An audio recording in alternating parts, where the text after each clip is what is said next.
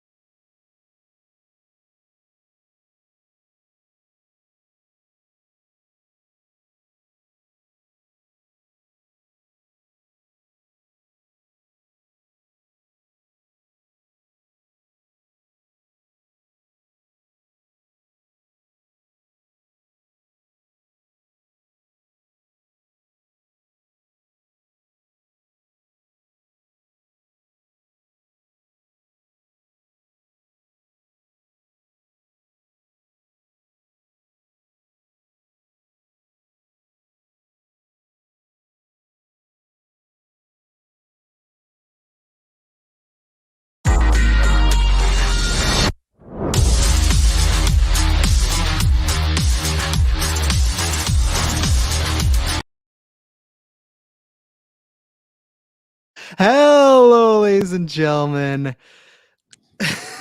and welcome to what a great way to start off. You know, there's an intro, there's an outro, there's an intro. We're back, but here we are, ladies and gentlemen, big time, because this is the 400th episode of the GeekVerse podcast. Ooh, nice round number. I'm the Clown Prince of Podcasts, the number one Rachel Wise fanboy, Tress Snail, and I'm joined by. I am your friendly neighborhood caster, Kirklin Patzer, as well as the number one Florence fanboy. I am the 35 degrees Celsius Taylor Field. There you go, ladies and gentlemen. You know, I could argue Kirklin on his name, but that You might tried be later on off this cast. I don't think you won it though. I knew all the same. I feel like I shut both of you guys up pretty quick with my answers. It was very like, okay. I was surprised by how much you knew, but you have not seen Wrestling with My Family. There's no way you've seen Wrestling. There's no way. I've seen Little Women. I haven't seen that one though. It's on the list now though. When did you see Little Women? When Shay was watching it, and I'm like, okay, I'll stick around for this. Yeah. But like, I do want to rewatch it just for the casting, but that's not what this episode's about, so I won't go into my Little Women. That's review. true. Taylor Field, where can they find us on the interwebs for everything we do? Ladies and gentlemen, to find us and the other 399 episodes plus more, go to GeekVerse.ca for our home base. GeekVerseCast is our Twitter. GeekVerse is our Facebook. And if you want to watch all 399 episodes ad-free... Well, that's false advertising because we didn't have Patreon the entire time, so that's a little false advertising. Well, there's there's all the episodes that we didn't have on Patreon back then. There's still plenty more to account for. I'm pretty sure we hit over 500. Are all the episodes on there? Because like, no, not on Patreon. Ones. Okay, no, and technically the only place that has every single episode is YouTube, because after a while the podcast feed refreshes and then it gets rid of some. I think it's like 450 in a feed or something like that, and then it goes away. So Patreon, the ones that are on there, they're on there forever, but we weren't always on Patreon. But yeah, you can go there, check out our ad-free exclusive early episodes. We got lots of fun stuff over there, commentary tracks, reviews, retrospectives. Superhero Draft is early right now. That was a spicy one, so go check that out. If you can't, if you want to support us some other way, please subscribe on any podcatcher you use, specifically Apple Podcasts. Give us a 5-star written review. Really would appreciate that. Helps us on all our reviews and content, helps us grow. So would really appreciate if you could do that.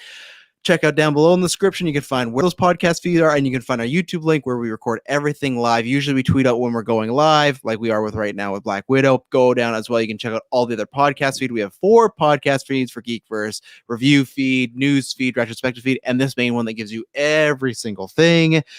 The podcast network, check out 7 days a week, 9 shows, lots of popping off there. Marvel Alliance is having their first ever big MCU review, so I'm very excited to listen to Krent. That's their couple name, Krent.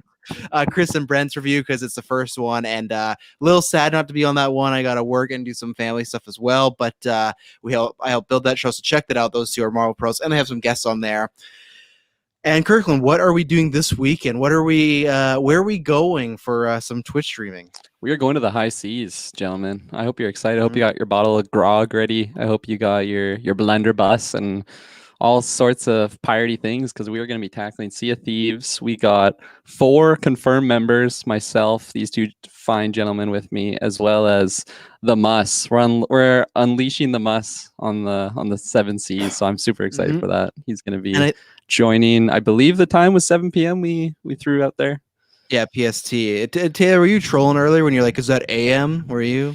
I was kind of trolling a little bit because I'm so used to being at noon. That's the go-to, and I'm like, what is this like late bedtime time now? All of a sudden, who's making these rules? I'm glad you asked the question, because I was like, are they talking about AM? Because I'd be down, but I'll wait till newscasts rant on this, because I'm sure everyone listening to this wants to hear about Black Widow. So we'll wait. I'll shelve that, because check out the podcast feed. We review Loki. Oh my goodness, Loki every single week. We just did the penultimate episode, and we'll be covering the finale. We do 1 or 2 newscasts a week. I'll be reviewing Fear Street. So just follow us on social media, like Taylor said, and you can find our updates of all our content. And obviously, we have our 6th year coming up. That's going to be recorded in, I think, a week from now. We're doing it early because everyone's kind of gone in August. So please send in questions. It's the pin thing on Twitter, Facebook. Join our Discord, which is in the description. Send us any question about anything, movie, TV, life related, and we're going to answer it. So that's going to be the bigger celebration there. And I think the even bigger celebration will be in November, when people like Dylan and Jessica will be able to join for the 24-hour stream. But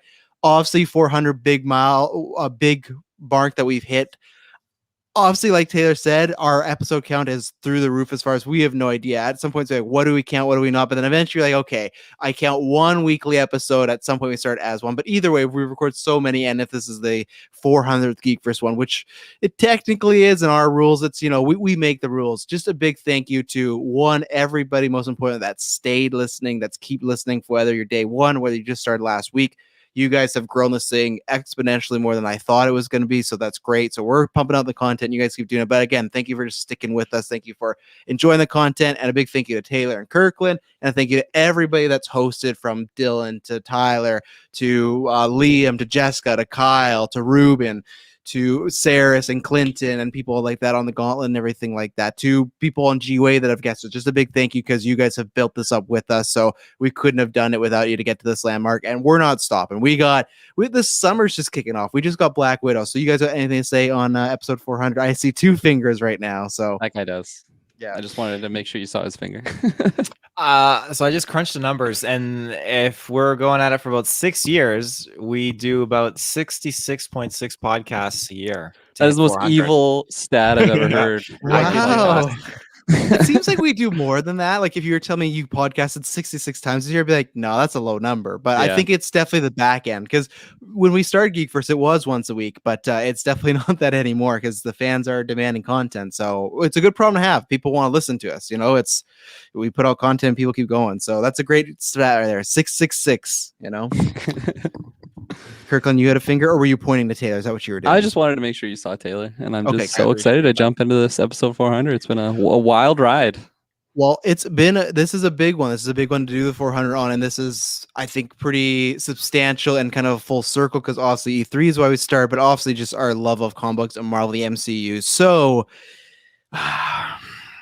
who do I want to? I'm going to start with Taylor, because me and Kirklin saw it together. Even though me and Kirklin have not seen a single word of each other, other than a few, it's like blah blah blah, stuff like that. Where are the napkins? I saw him. Where are the napkins, you bastard? Still waiting on it. Still got buttered fingers.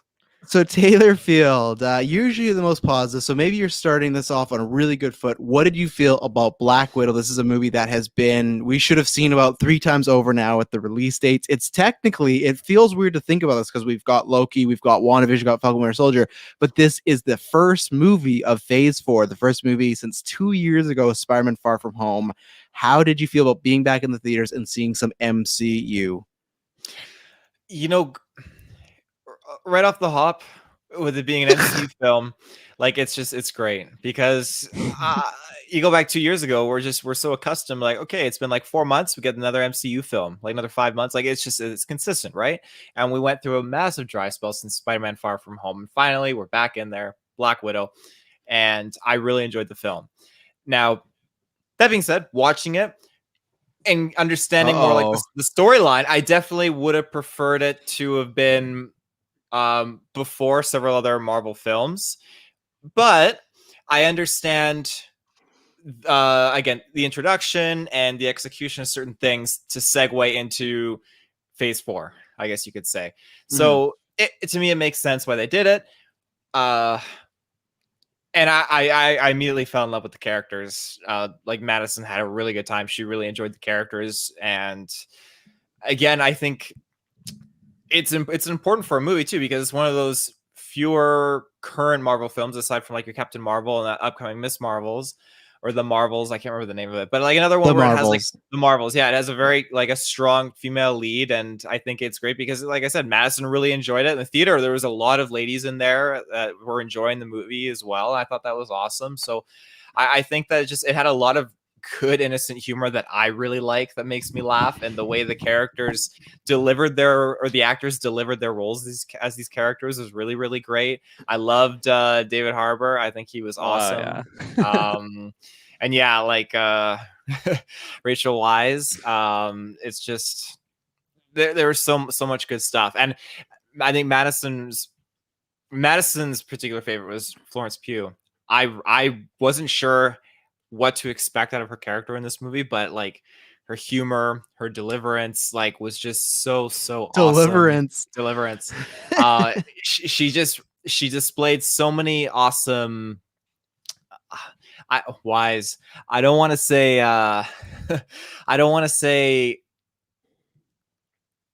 well, I'll save that for spoilers, because I feel like even that one word, even though it's like a state of mind, I don't want it to like compromise anything for the non-spoilers portion. But I just think she nailed all the different tones of her character very, very well. And I'll leave it at that. Sorry, just really quick. Every time Red Guardian was on screen, I'm just like, Taylor, I'm sure he's eating this up. This is just like, even like when I saw the trailer, I'm like, this is going to be the Taylor character. But anyways, sorry. So I'll go next because I know where I feel and I don't know where Kirklin is. So I know how I feel. Yeah, that's good. I don't know how you feel. Such a statement. I know how Taylor feels. Deliverance. So I like the movie. Uh-oh. I cut him off there.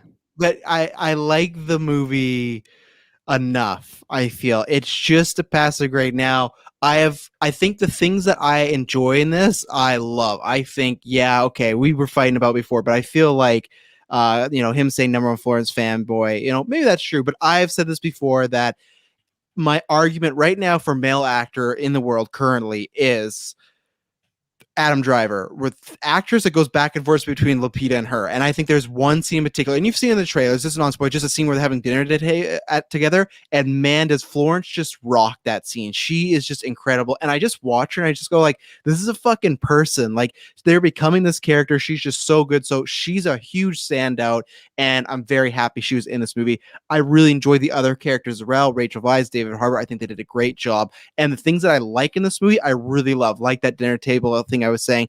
But I think it's kind of like the shows we've had so far, where the MCU shows that we've had, I really love the character moments. And here's a little minor spoiler for Loki episode 3, but I'm sure you've seen it by now. We talked about this. There's that scene where there's some action in the episode, but there's a scene just of Loki and Sylvie, and they're at, funny enough, a dinner table or a diner table, and they're having this conversation about their lives and who they are. And I could watch that for hours. And I have a lot of those in this movie where there's multiple scenes where I go, oh, I could watch this for hours. But then the action comes in, and I thought the action in this movie was good, but it didn't blow me away. It wasn't like, man, I'm seeing a lot of crazy stuff. I think particularly in their third act, there's a lot of, I won't say bad CGI, but not crisp. There's a lot of, this person is clearly on a green screen and it doesn't look the greatest, and there's like fake explosions around. So I like the movie, but this might sound really harsh, but I looked at my Letterboxd rankings, and I think it is in my bottom 5, maybe bottom 3 MCU Was that movies. during the film? Just pull up your Letterboxd. Oh yeah. Huge bright Put screen. your fucking phone down. No, Yeah. right after I look, because I love Letterboxd. It's a great app. You rank everything. I look like, okay, where would it be? And everyone knows about this if you listen to podcasts. I was not really excited for this movie, but I predicted it'd be a lot higher than this. I think a few things hurt it. The prequelness, I think, does hurt it. People know I don't like prequels, but I think the problems that have happened in prequels happen in this movie, where I go, this, now that doesn't make sense. Like, do we need to show this? Do we need to know this? Or why aren't we doing this? Oh, right, because she's in Infinity War and Endgame. There's certain reveals and twists in this movie, is my second point, that do not work for me at all. I'm not even going to say, I'm not sure if Taylor was talking about this as well. I'm not even going to talk about non-spoiler, because I feel like if I say them, people will be like, oh, that's it. Or like I'll ruin their opinion if they're just listening to this portion, because we know there's still COVID and some people might be seeing this later, might not see this till premiere access. So there's a lot of reveals that happen that I go, that does not work for me, and it feels a little rushed. And I just feel overall that I think Taylor has a good point, and Kirklin will probably echo it, as far as we all feel this movie should have been earlier, right? And because of politics, it wasn't. But it does feel, not that it doesn't have this, why did this happen? Because I think it's still a good, solid enough movie. But I did feel like, okay, if this was the first kickoff of Phase 4 and we didn't have those other shows, I would feel not let down, but pretty like air out of a balloon. Pretty lackluster, to be honest. And also, not a big spoiler, but I feel like I'm going to preference people, if they haven't seen this movie, listen to non-spoilers. I feel like the end credit scene, of any critic or someone says mind-blowing or big end credit scene, I'm really disappointed in their end credit scene, because one, I don't think for their first film in Phase 4 that it was this big, massive thing or something really cool.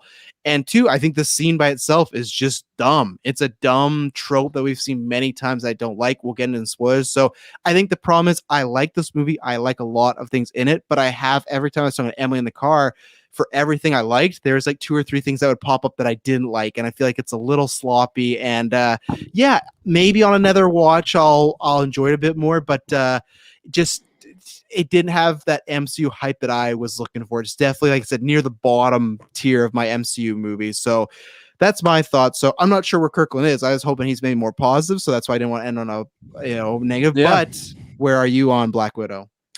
Yeah, it's funny because there's a bunch of things that you said that I 100% agree with you, but I feel like majority of what you said, I'm actually on the opposite. For every bad thing in this movie, there was 2 good things that like pulled me back on it, and that's awesome. Yeah, no, I like we did our like most anticipated movies, and this was so low for me, and I think it's because like I literally just watched Endgame again this week, so like all of like the Black Widow stuff was very fresh in my mind. So I think that's why I enjoyed it so much more than I was expecting to, because just see, like I mentioned this, the one thing Travis and I said to each other was like, as soon as I was in sorry to preface, this was the first time I've been in a movie theater since pre-COVID. Last movie I saw, Sonic the Hedgehog. And so just being in the theater, seeing those Marvel, like the Marvel banner come out, I literally like had tears in my eyes. Like I was like, this is like this ambiance. It's not a packed theater like Endgame was, but like just being here, like it just felt so awesome. So I feel like I was just in a really positive mind space, like to start the movie. But anyways, in the movie itself, yeah, like all of the character moments, I was eating them up. Exactly what Travis said in the beginning, not right at the beginning, but basically like when Florence and ScarJo are like dialoguing together, I'm like, I could literally take an entire movie with 0 action and just like character stuff, and I would have been eating that up. And but like you said, like the action wasn't as crisp for you. I didn't really notice that as much. I still really liked a lot of the combat scenes. I'm going to go into more detail in the spoiler section, but I felt like if any like thing I would have changed, maybe just more like dialogue, honestly. Like I don't know, I feel like I'm just growing to like appreciate that those types of like movies now, just slower and like more dialogue heavy stuff. So for me personally, I wanted more of it. To go more negative points. There was a bunch of like pacing things in I think specifically in the beginning and in the end that kind of bothered me a bit. It felt like we were just jumping around in places, and it just felt kind of disconnected, and it was hard for me to like really get in there. But like I said, like that was like pretty much the beginning of the film, and then once we got into like the actual character stuff and the story, I was like fully strapped in and just ready to go. And I was just so happy. I really enjoyed this movie. It like I feel like I have like a solid rating on it. Usually when we do reviews, if you guys like bring up something negative on the movie, I'd be like, okay, well that went down a point. Or if like something positive, it's like, oh yeah, that's smart. Okay, I'll bring it up a point. I feel like I have a solid review like rating right now. I don't think my mind's gonna change because I really like this movie. And yeah, I'm excited to talk about more specific spoilery stuff. But overall, I feel like I was also surprised on how much I wasn't bothered of the timing of the movie. Like you said, or both of you guys said, like this movie, I mean, the whole world's pretty much been saying this movie should have came out a lot earlier, which I do agree with, but it just didn't bother me as much. Again, it could be because I just watched Endgame, so it's fresh there. But even during the movie, it didn't hit me that like, okay, well, this is a prequel. I know I know Black Widow's gonna make it out. I just didn't have those thoughts. I was just in it and enjoying what I was getting, and overall, it was just a really fun theater experience. And anyways, enough of me jabbering on. Let's get into some spoilery stuff. Well, there you go, ladies and gentlemen. So if you've not seen the movie, this is gonna be time to tune out. We're gonna take our first ad break, and then we'll be back. We're jumping deep into it because I feel like we're gonna have some really interesting conversations because I feel like there's some things we've all like or all dislike differently. So we will be right back after this ad break. All right, and we're back. So I have a few places where I want to go, but I guess first I want to bring it when you're talking about the action. It's not that the action was like bad, or when I mean like crisp, I do mean like people threw out the comparisons like Winter Soldier or Bourne, where I felt like this was like it had solid action, but I didn't feel like I was seeing anything like wow, this really like, none of the scenes really stood out to me. And I think one of the problems I had with the action, though, it's sometimes the stuff we've talked about with the shows where it just feels like they needed an action scene here. And that's why I really disliked the part of them meeting for the first time, because that fight felt so unnecessary. I felt like they could have just swapped guns and done the same sort of maybe a few couple punches, but the fact that they're like throwing each other over the house, choking and each other out, yeah, I just like this is, I don't know if this is the time for it, but I all the stuff as far as them having chemistry, the sisters, everything, and even I loved the beginning of this film, almost like the prologue of meeting them when they're childs, seeing them as like Russian sleeper agents, everything. I really liked that. I like that it took a little while to get to. It wasn't like, okay, 2 minutes, there's the kids, and then something happens. It's the night of, it's the plane scene, everything like that. I loved the opening of the scene. I thought it was really more kind of like the MCU Phase 4 stuff we got so far, as really character based, which I really enjoyed. It felt like it took forever to get to the actual Black Widow title screen, but really like that opening.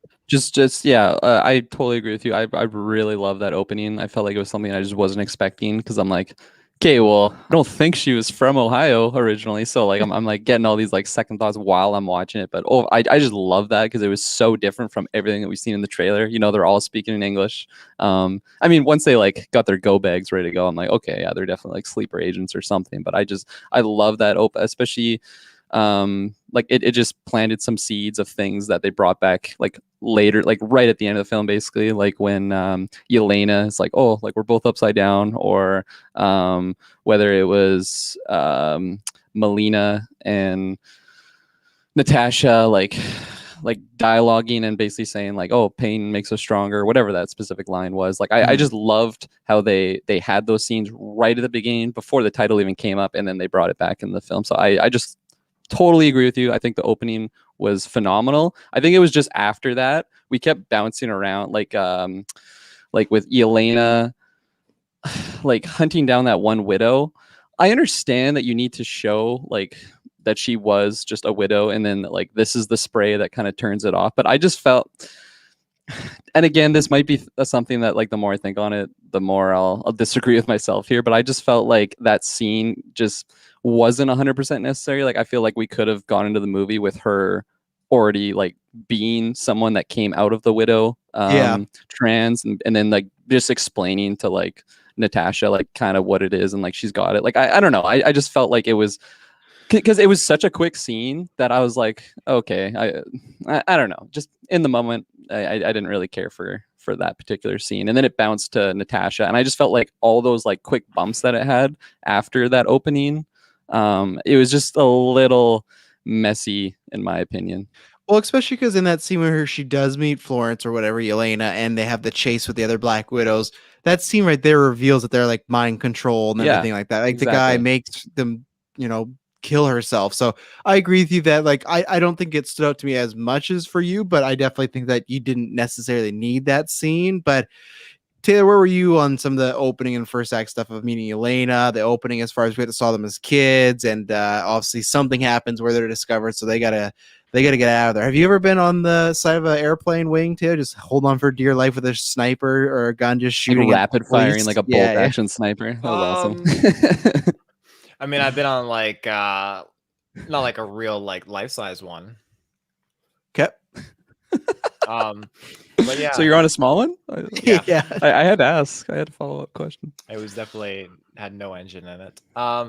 So I think the whole intro was really, really awesome in setting it up because you just have so many questions. I'm trying to figure out, okay, what is the backstory here? Are they really in Ohio? What is the real deal? Are they really a family? Oh, they're playing the father mom card, like sister card. Like this actually is fooling me here. Like it seems so genuine. And then when they're leaving and they kind of like separate them and ship them off after they arrive at their destination in Cuba, I thought, okay, like this. I still thought like this is actually the family, and then as it goes on, then you kind of learn more and more about the backstory and the history of it. I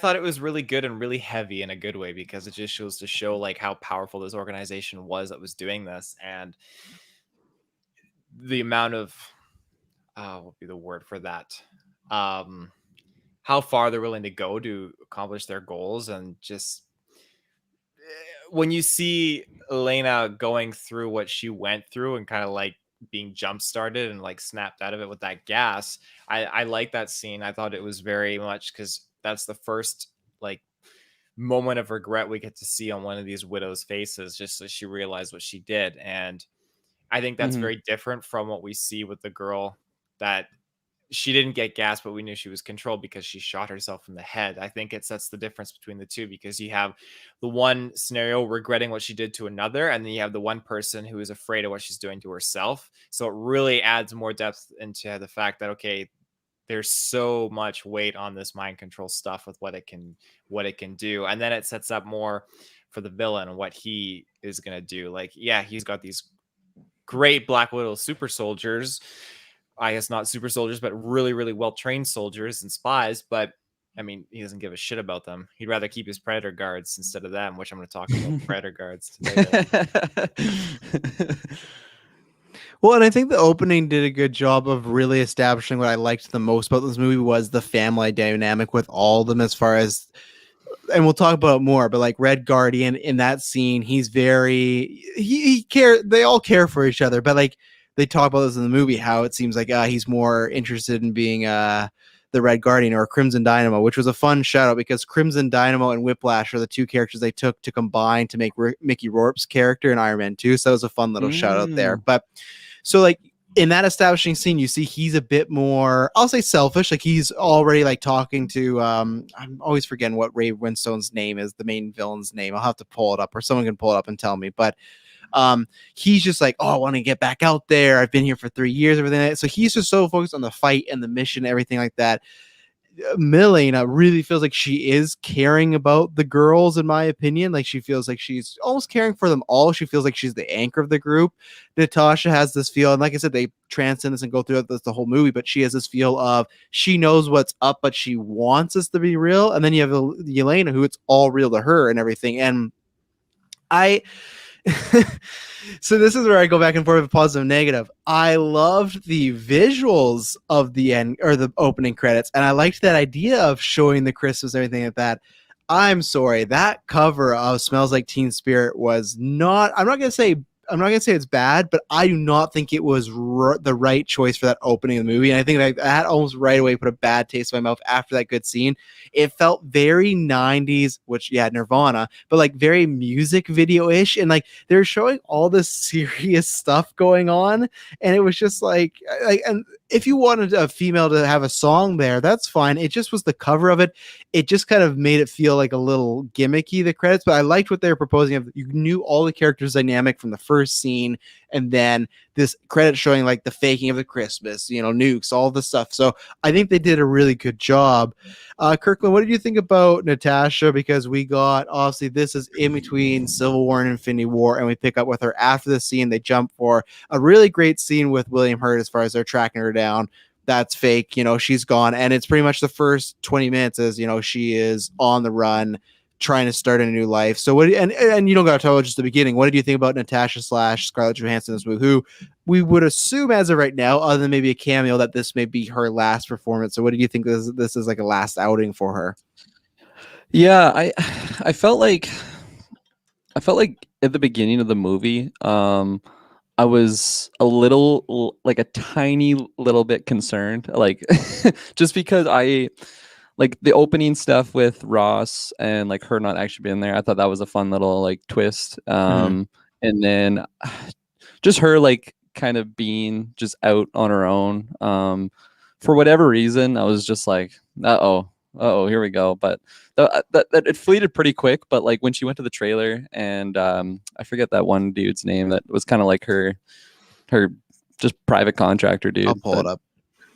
He like I felt like their dialogue and just their little jokey like back and forth, I felt like I didn't really like that right away. But as the movie went on and she had different characters to bounce off of, I liked it a lot more. And like I'm not discrediting that one guy, because I did ended up liking his character like at the end. He's pretty minor. I feel like he just kind of pops in whenever she needs something.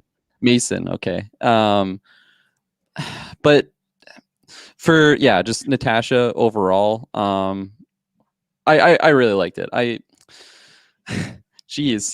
feel like I haven't like put too much thought on her, which is funny because it's literally her movie. I was just like eating up like everyone like on screen together. Her movie. It's kind of not at the same time. I know it's a weird little dynamic there, because like she was kicking ass and she felt like really in charge. She felt like the one Black Widow to rule them all, and like especially like at the end that one little fight between her and like all the widows, I was like, okay, she's the main. Come on, she's the OG widow.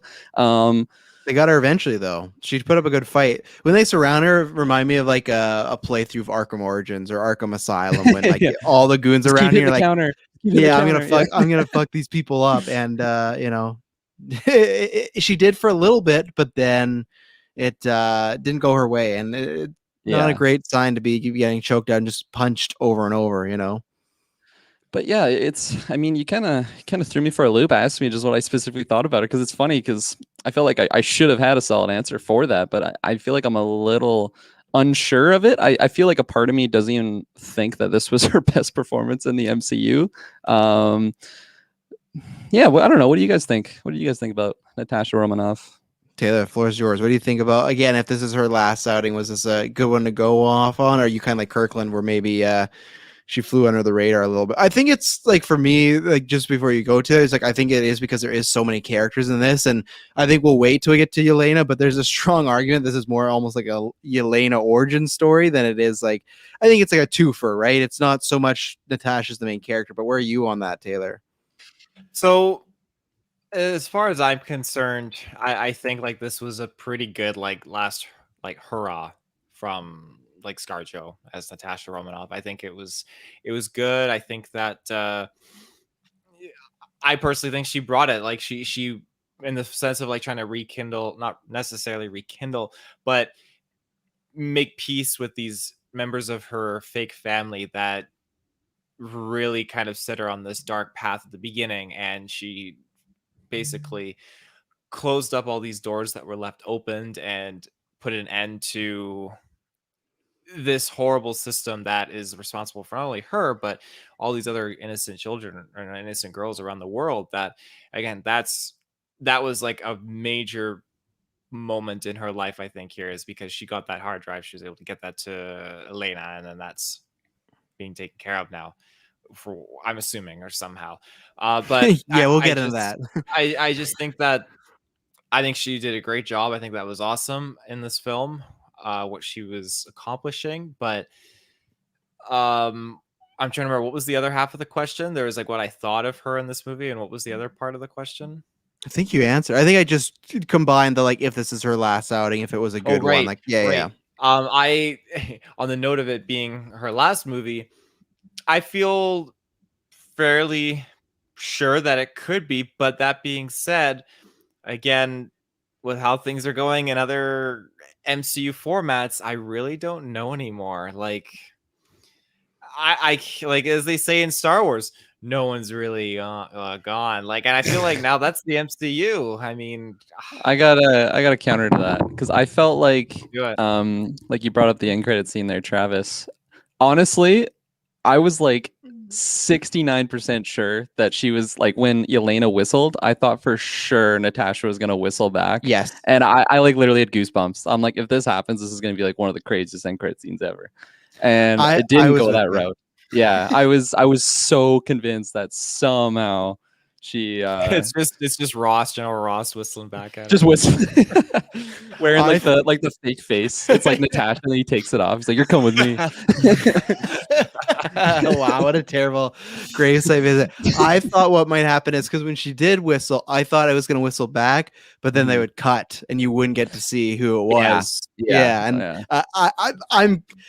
I'm glad I still want characters, or at least main characters they did. I think it's so funny because, like, back and forth, Feige's been like, might not be the end of the road, Scarlett Johansson. And then in the same interview, she's like, yeah, I think I'm done playing Black Widow. I agree that, will she be gone forever? Probably not. But I think she will take a break. Like, her being a main, like, if we get a Black Widow 2, it would be with Yelena. That's the way I was saying. And that's where I think that I think it's a good enough send off, but I don't know. I think I prefer again, it's tough because we go, hey, they wish they would have made this earlier, but at the same time, they chose to make it after.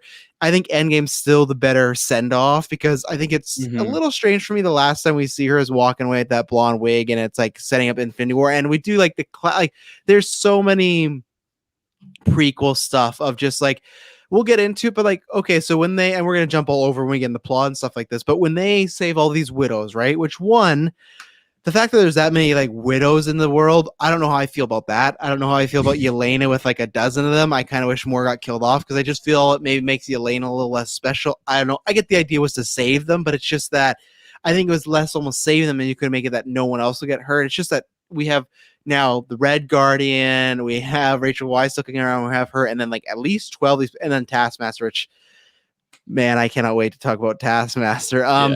But so we have that scene where she's like, come with us, and she's like, no, like, this is whatever. She's paraphrasing, this is the bed I have to lay in it, something like that, right? And the only reason I feel like someone could give me of why she doesn't go with them is because, well, she's in Infinity War and Endgame. That's what happened in those movies. What is the reason she would not go with them? Especially Red Guardian's already a convict on the run. It's not like if she's putting them there, it's at risk. Like, I feel like they have a craft, they could get away. I feel like even with Natasha, they might be even more safer, because she's, I don't know, pretty skilled, pretty talented. She could help these people navigate throughout the world who have never experienced it. Even Yelena had said, like, this is the first thing I've ever bought. True, the parents are there, so they would help, but I just didn't like that.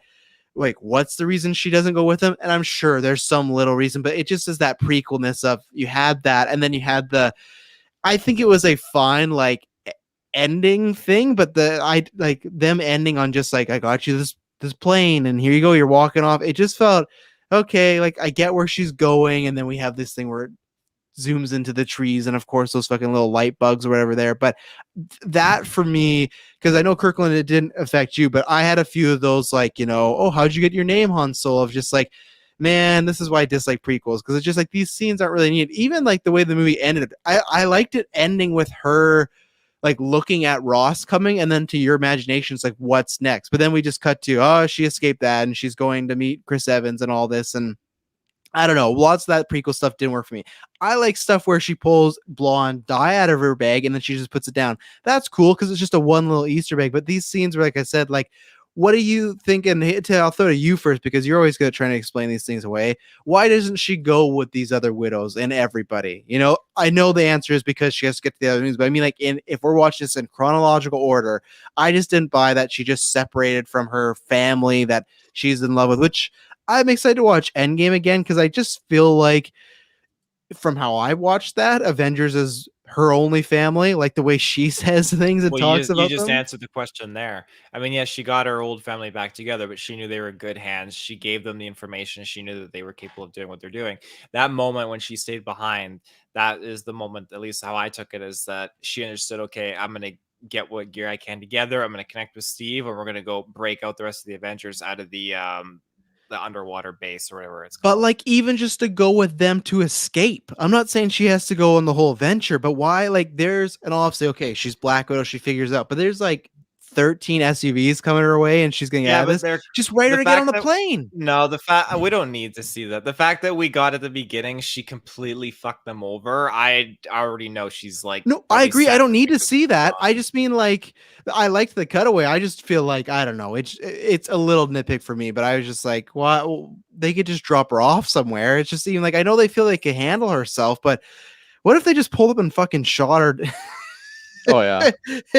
Yelena's in the plane watching them. They're like, you know what? You broke the Accords. Light her up. And they just fucking like AK-40 or 7. Like, I don't know. It's just little dumb character decisions. But you're right from that standpoint of she's going to go save her family. I just feel like, I don't know, get on the fucking plane. But I feel like a few prequel stuff like that, which I'll point out continue in the movie, bugs me of like, okay, we're doing this. I get it. Yeah.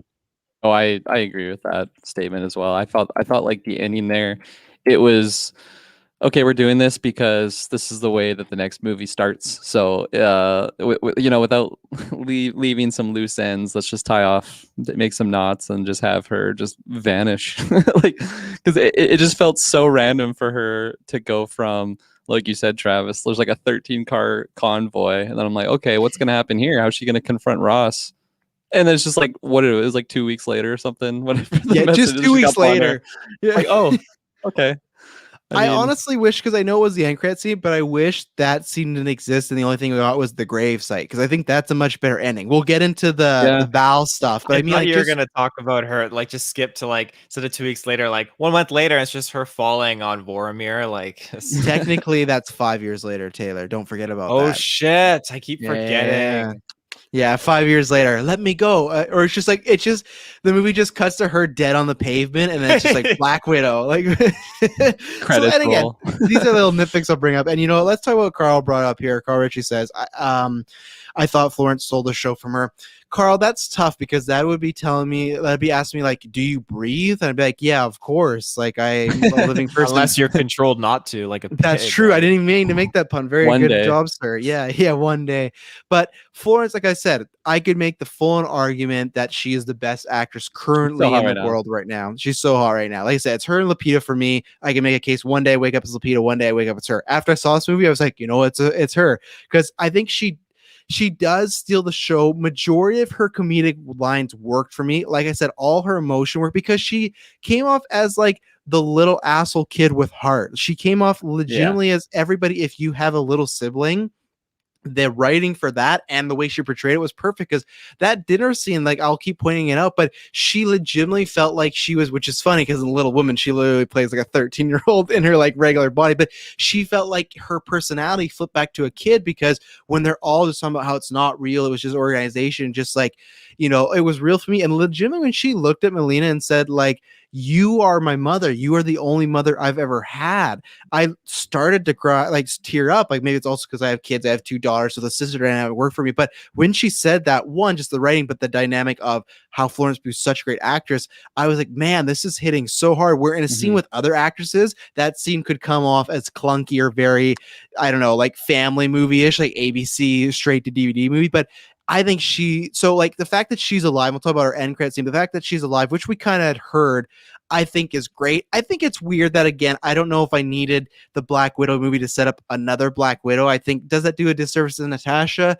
I don't know. I'll have to think about that on other rewatches, because again, to me this didn't feel like a big send-off for her, but as far as just her isolated, Florence Pugh again just knocks it out of the park. Like she can do no wrong as an actress. She's gonna win an Academy Award, and the fact that the MCU has her now is a big win. And a good thing is it's not just I like this actress where okay, instantly I like her. I think she carved out a piece of the MCU and a character for herself that I'm excited to see her on Avengers, interact with other characters, maybe join a team. So I think she just knocked it out of the park. So what do you think, number one Florence fanboy? Yeah, no, I mean, without reiterating everything that you said, but I literally made a point as soon as the movie ended. I made a mental note that I had to bring up that specific scene because, all these actors, none of them are actually Russian. They're doing Russian accents. I guess everyone except ScarJo, but I was so blown away in that scene that Florence Pugh was able to pull off like a solid Russian accent and still like she had legit tears in her eyes. It wasn't just like, okay, this is an actor that's trying to force herself to cry for this scene. It's like she like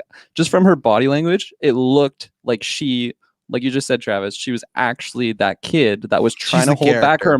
She was trying to hold back that emotion because it's like for her, like this entire situation, this is what she's been like dreaming of for years. Even if she didn't want to admit it or not, it's like being back with her one family that she actually knew about, and just like I did actually tear up and cry in this movie. It wasn't that specific scene, which I was surprised about. It was the pig scene. I'm like, fucking say the pig. No, but like in that specific scene, I was totally sucked in.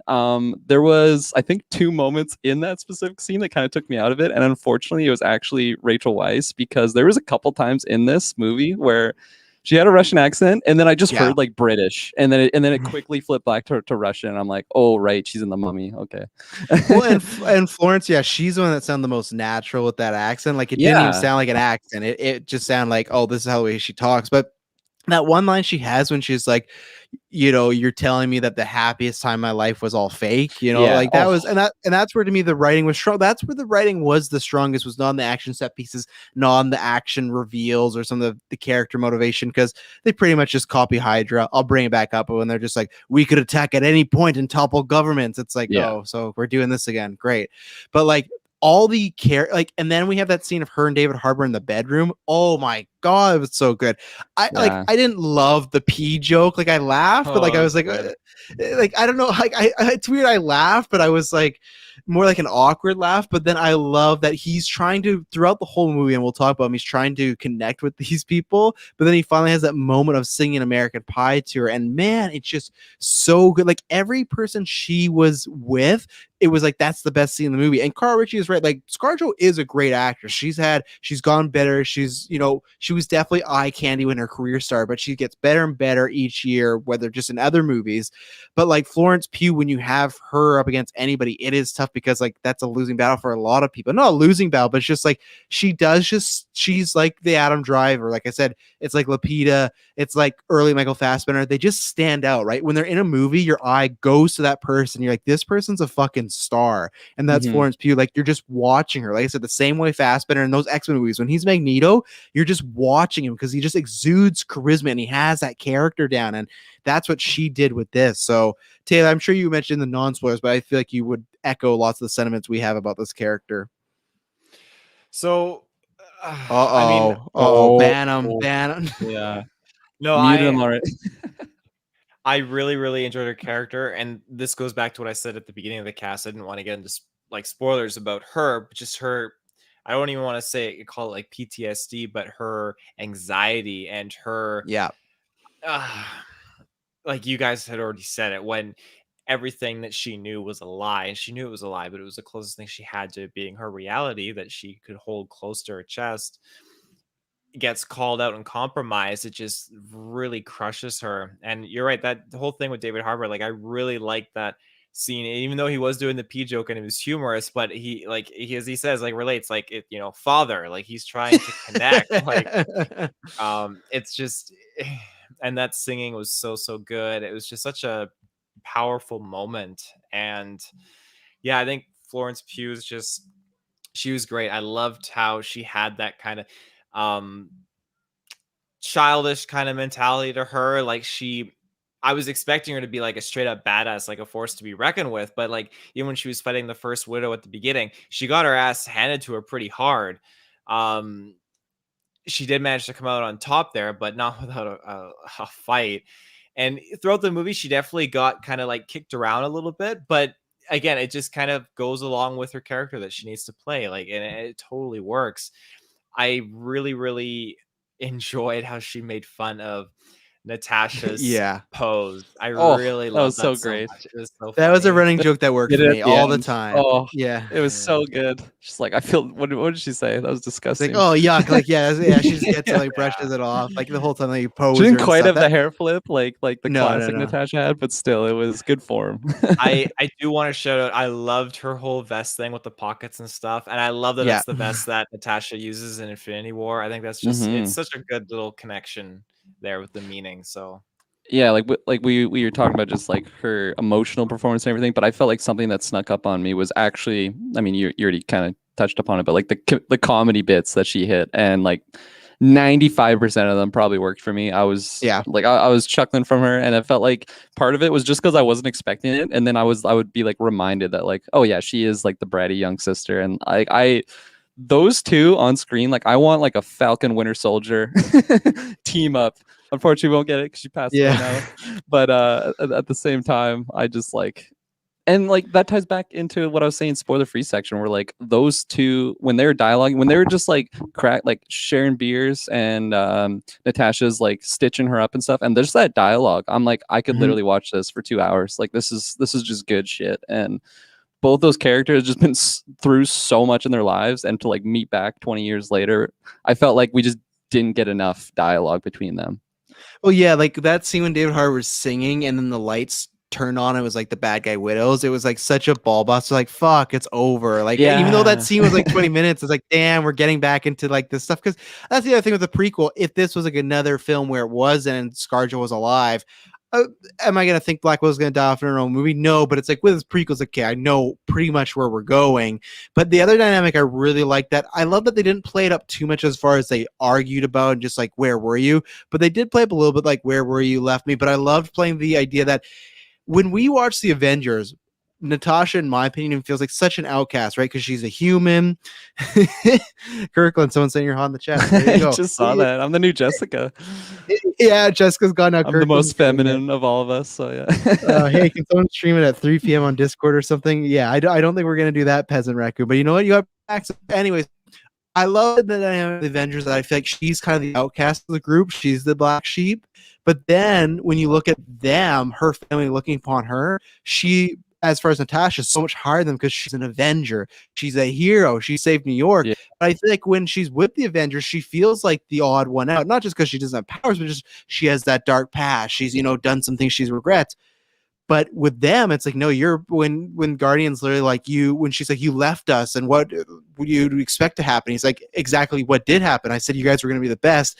He says that joke about Florence Pugh, like, you became the best child killer in the world. But then he's like, and then look at you became an Avenger. And it's like, it is kind of true of like, yeah, it's not a great lifestyle, of course, lots of bad shit happened to him, but it's like she did come out on top, and lots of it is because of their training and helping her out, I imagine. So I love that she's an outcast in both groups, but in the Avengers, it's kind of like I said, the scary one. But in this one, it's like, oh, you're almost better than us because you're when Florence has that line of like, we're both killers. The only difference between us is you're a killer on a magazine that little girls look up to and want to be. That was like, and that's what I liked, though, that she was giving her real facts, but it never felt like that moment in a show like you guys did the Harry Potter retro, Goblet of Fire. I love that movie, but I hate when Harry and Ron split up and they're like mad at each other for half the movie, right? And it's like, this is so lame. It's a waste of time. Like, they're going to be friendly. So I love that there was never this split off of like not talking to each other, really hating. It was just like, yeah, deal with reality of like, your life was definitely hard,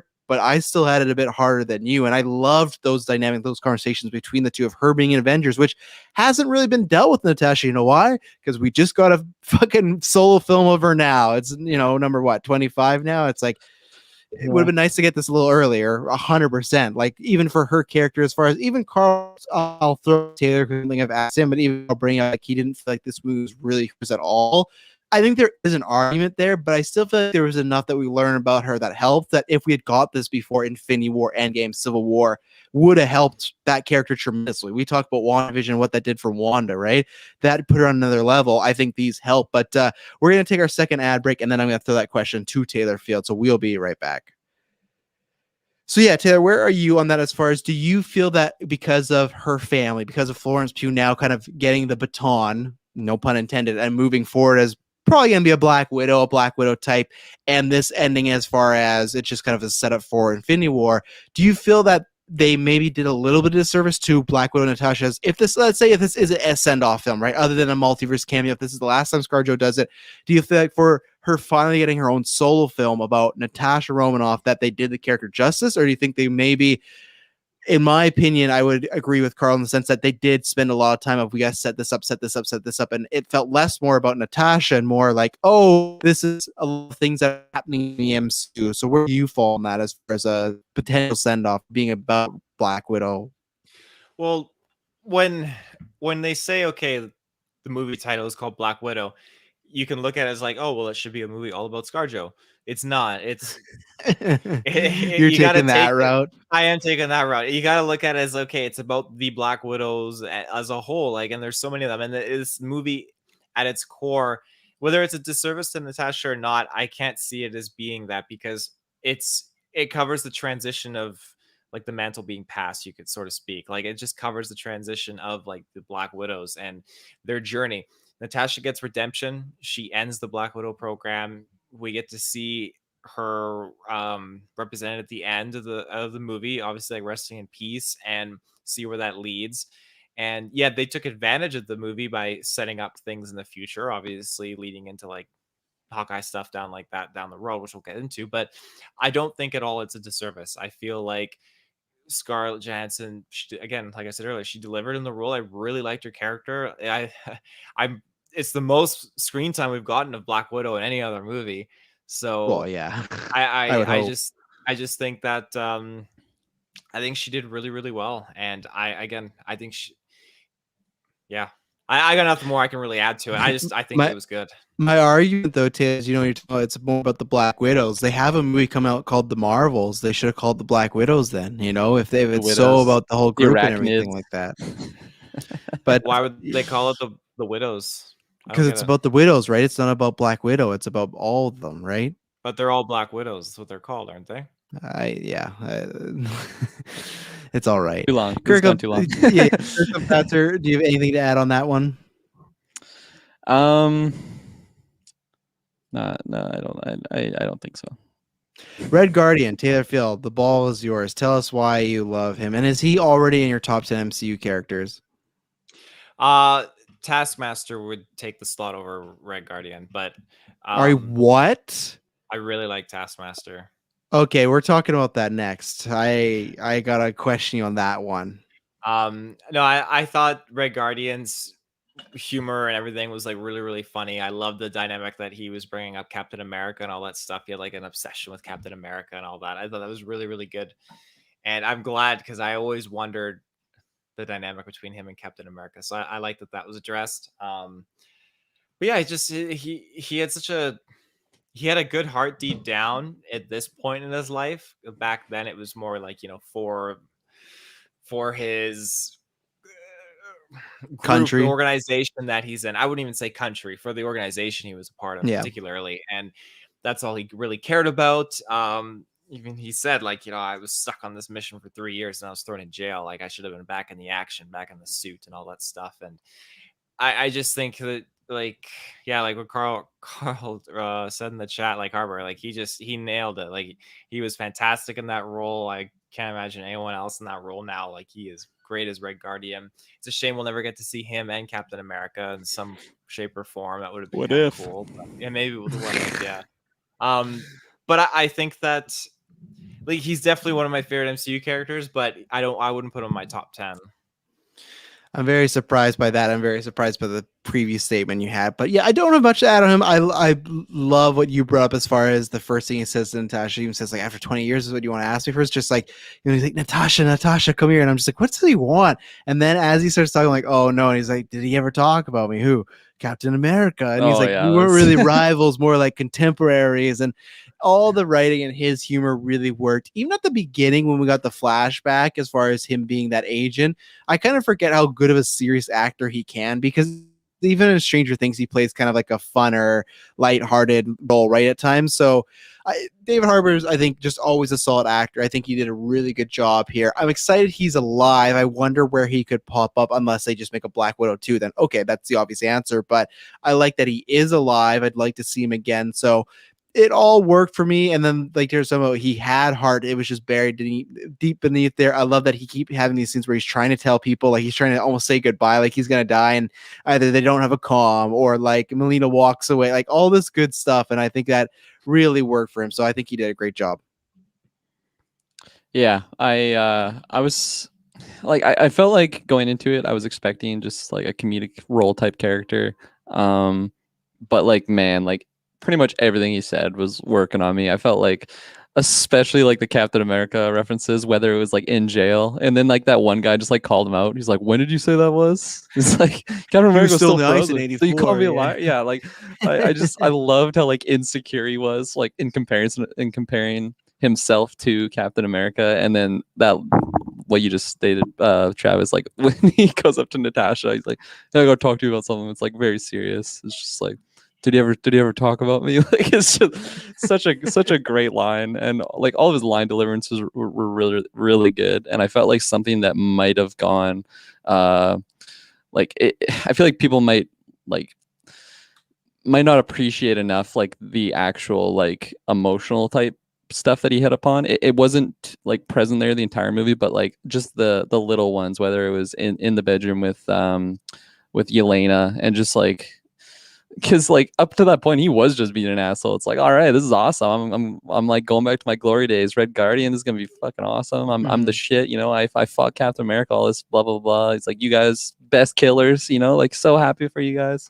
And then like just the fact that he like remembered what her favorite song was, I felt like that shows a lot from the character. So I loved his character. I'm really glad that he didn't just do like the heroic sacrifice like I thought he was going to in our predictions. I made that one.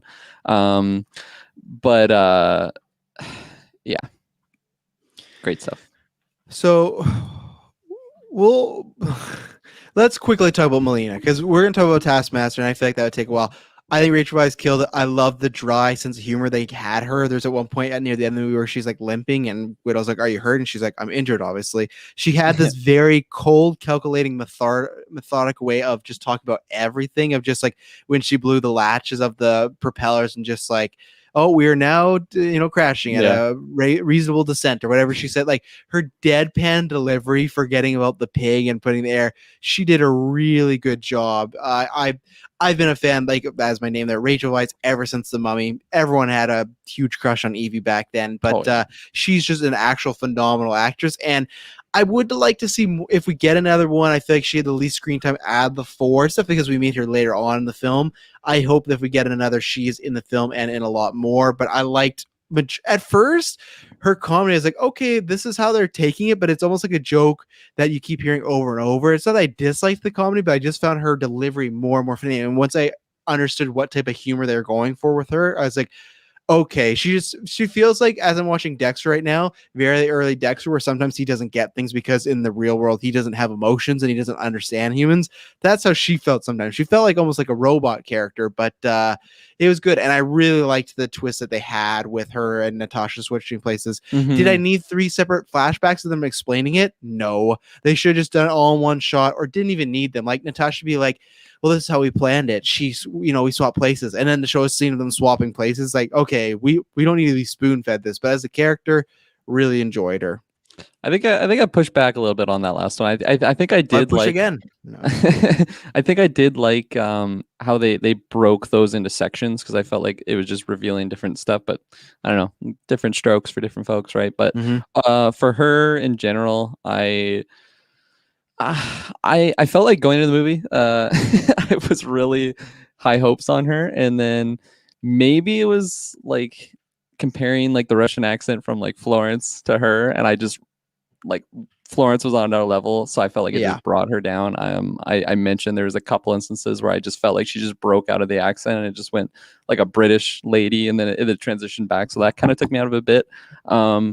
So like performance wise though, everything except that I thought was phenomenal. And then on her character point, I was really pumped on that switch because I was like pretty upset that she was just like betraying them and everything, and like she's got tear in her eyes talking to Natasha. She has like the family book, but she's still like, yeah, I called Red Room and they're here. And then just from the way that was shot, like we don't actually see Natasha and her talking, it just goes to Yelena and her, and then it's just from Yelena's point of view, and then next thing you know, you see Natasha there, and then you see Melina just like fucking tase her. I'm like, oh, she's a bitch. Okay, like I trusted her, come on now.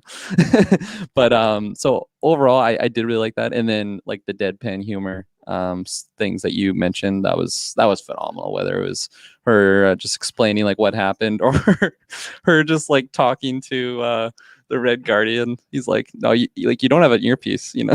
like all of that stuff. Like I felt like I really liked those two in particular, like the most, between her and the Red Guardian. Titfield.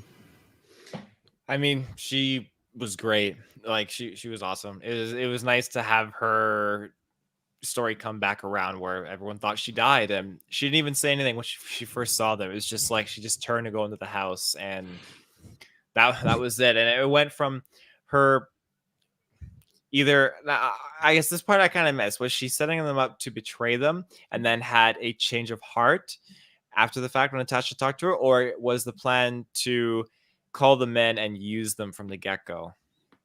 I think the first one. I think she called Red Room because that's just what she's trained to do. Like she brought that back up where like, I was born into this world. I think Natasha says like you're just born in a cage. Like this isn't who you are. This is just what you grew up around. And then just like those two dialoguing, I felt like even just emotionally, like when she was like tearing up, I felt like you could see it in the character that she kind of had the change of heart there. And then like that's what made her do that. And then just, you know, you got two widows working together, so they're quickly able to just pull together a plan and stuff. But I think it was one of the change of heart things, which it's a pretty big thing for a character to go through that. Like in that moment, it's like you have what's his name? Who's the big bad? What's his name? The Russian guy. I went to look it up. I'll look up. Ray Winstone's the actor, phenomenal actor. But so she's just like super loyal to him because that's just what her code is. Like she's just like written that way. Like I felt like she's not supposed to think freely. She's supposed to always be loyal to that. But then she was a mother for 3 years, you know, like, and like I felt like Natasha, or whether it was Yelena, like just like being pissed off in that one dinner, like maybe just everything like being all about like all around all these family members again, with air quotes family members. But I feel like those memories are coming back, and it just really helped her make that decision, which, you know, it's a big thing to do. Like could have gone terribly wrong. She could have died horribly, but Dreykov is the Dreykov, name. yes. Dreykov, yeah. So yeah, let's get in this one, because this also, I feel like this is going to be a very controversial choice. They definitely made a choice or two with Taskmaster, and it's going to be interesting. So I'm going to go, because again, I don't know where Kirklin is. So obviously you can probably hear my voice. Negative side, give the positive side, and then we'll see where Kirklin lies on all this. So I've said, you can check out Superhero Discussions. I was on there with Heinz, and because I was reviewing Long Halloween, my favorite Batman story, they adapted for an animated movie. And I said on that, kind of the same way I feel about Taskmaster, is like, I'm either looking for a good adaptation, or if you don't want to adapt it and do something completely fresh, do it, but do it good. I don't think they did either of those in this. I did not like as a character as the Taskmaster I know and love. Just one, being so serious and everything like that. That was a little disappointing. But two, just like even the fact of, you know, it's more a machine or a chip how Taskmaster mirrors you, or the I like when he looks up, or I guess when she looks up Black Widow, and it's like all the readings and doing all this stuff. It's like I find the comic book version of the character much more interesting. But then I go, okay, they want to adapt it, they want to give some tech, make it somewhat realistic. We live in a world with a big purple alien and the TVA, fine, make it realistic. But I think as adaptation, there wasn't much that character. I think you could have gave it a lot cooler moments. I think that initial fight scene with ScarJo was really good. That was fun. But then after that, I don't think you really got anything we didn't see in the trailer and anything that great. So then we get the new adaptation of, like I said, they've gender swapped it. So Taskmaster's no longer a guy as far as in the MCU. It's a woman. Cool. I don't really care. That's fine. Nothing about Taskmaster means he has to be a woman. But they do this story where Natasha, as she was going to kill Dreykov, the daughter was in the building that they were going to blow up. And this was the only chance because, if they don't blow it up now, Dreykov might get away. So she makes that sacrifice. Bold play by the writers in the MCU. Really like that they literally on screen are like, yeah, Natasha was fine with killing a kid. Not fine with it, but it's like she did that. And even then, her still being alive is like, yeah, you still put her in that situation. So at first when they brought her back, I was like, oh, are they going to ruin this? I don't know. It's kind of like when Ray Winstone, like Dreykov they revealed that he had like bought her and killed her mother. I don't think I needed that. Natasha already had enough motivation to go take them down. I didn't need to like, oh, and he killed your mom. Okay, but I digress. You get to Taskmaster, and the big reveal is that she survived the building fall and the explosion, and Ray Winstone has like mind controlled her and made her a machine.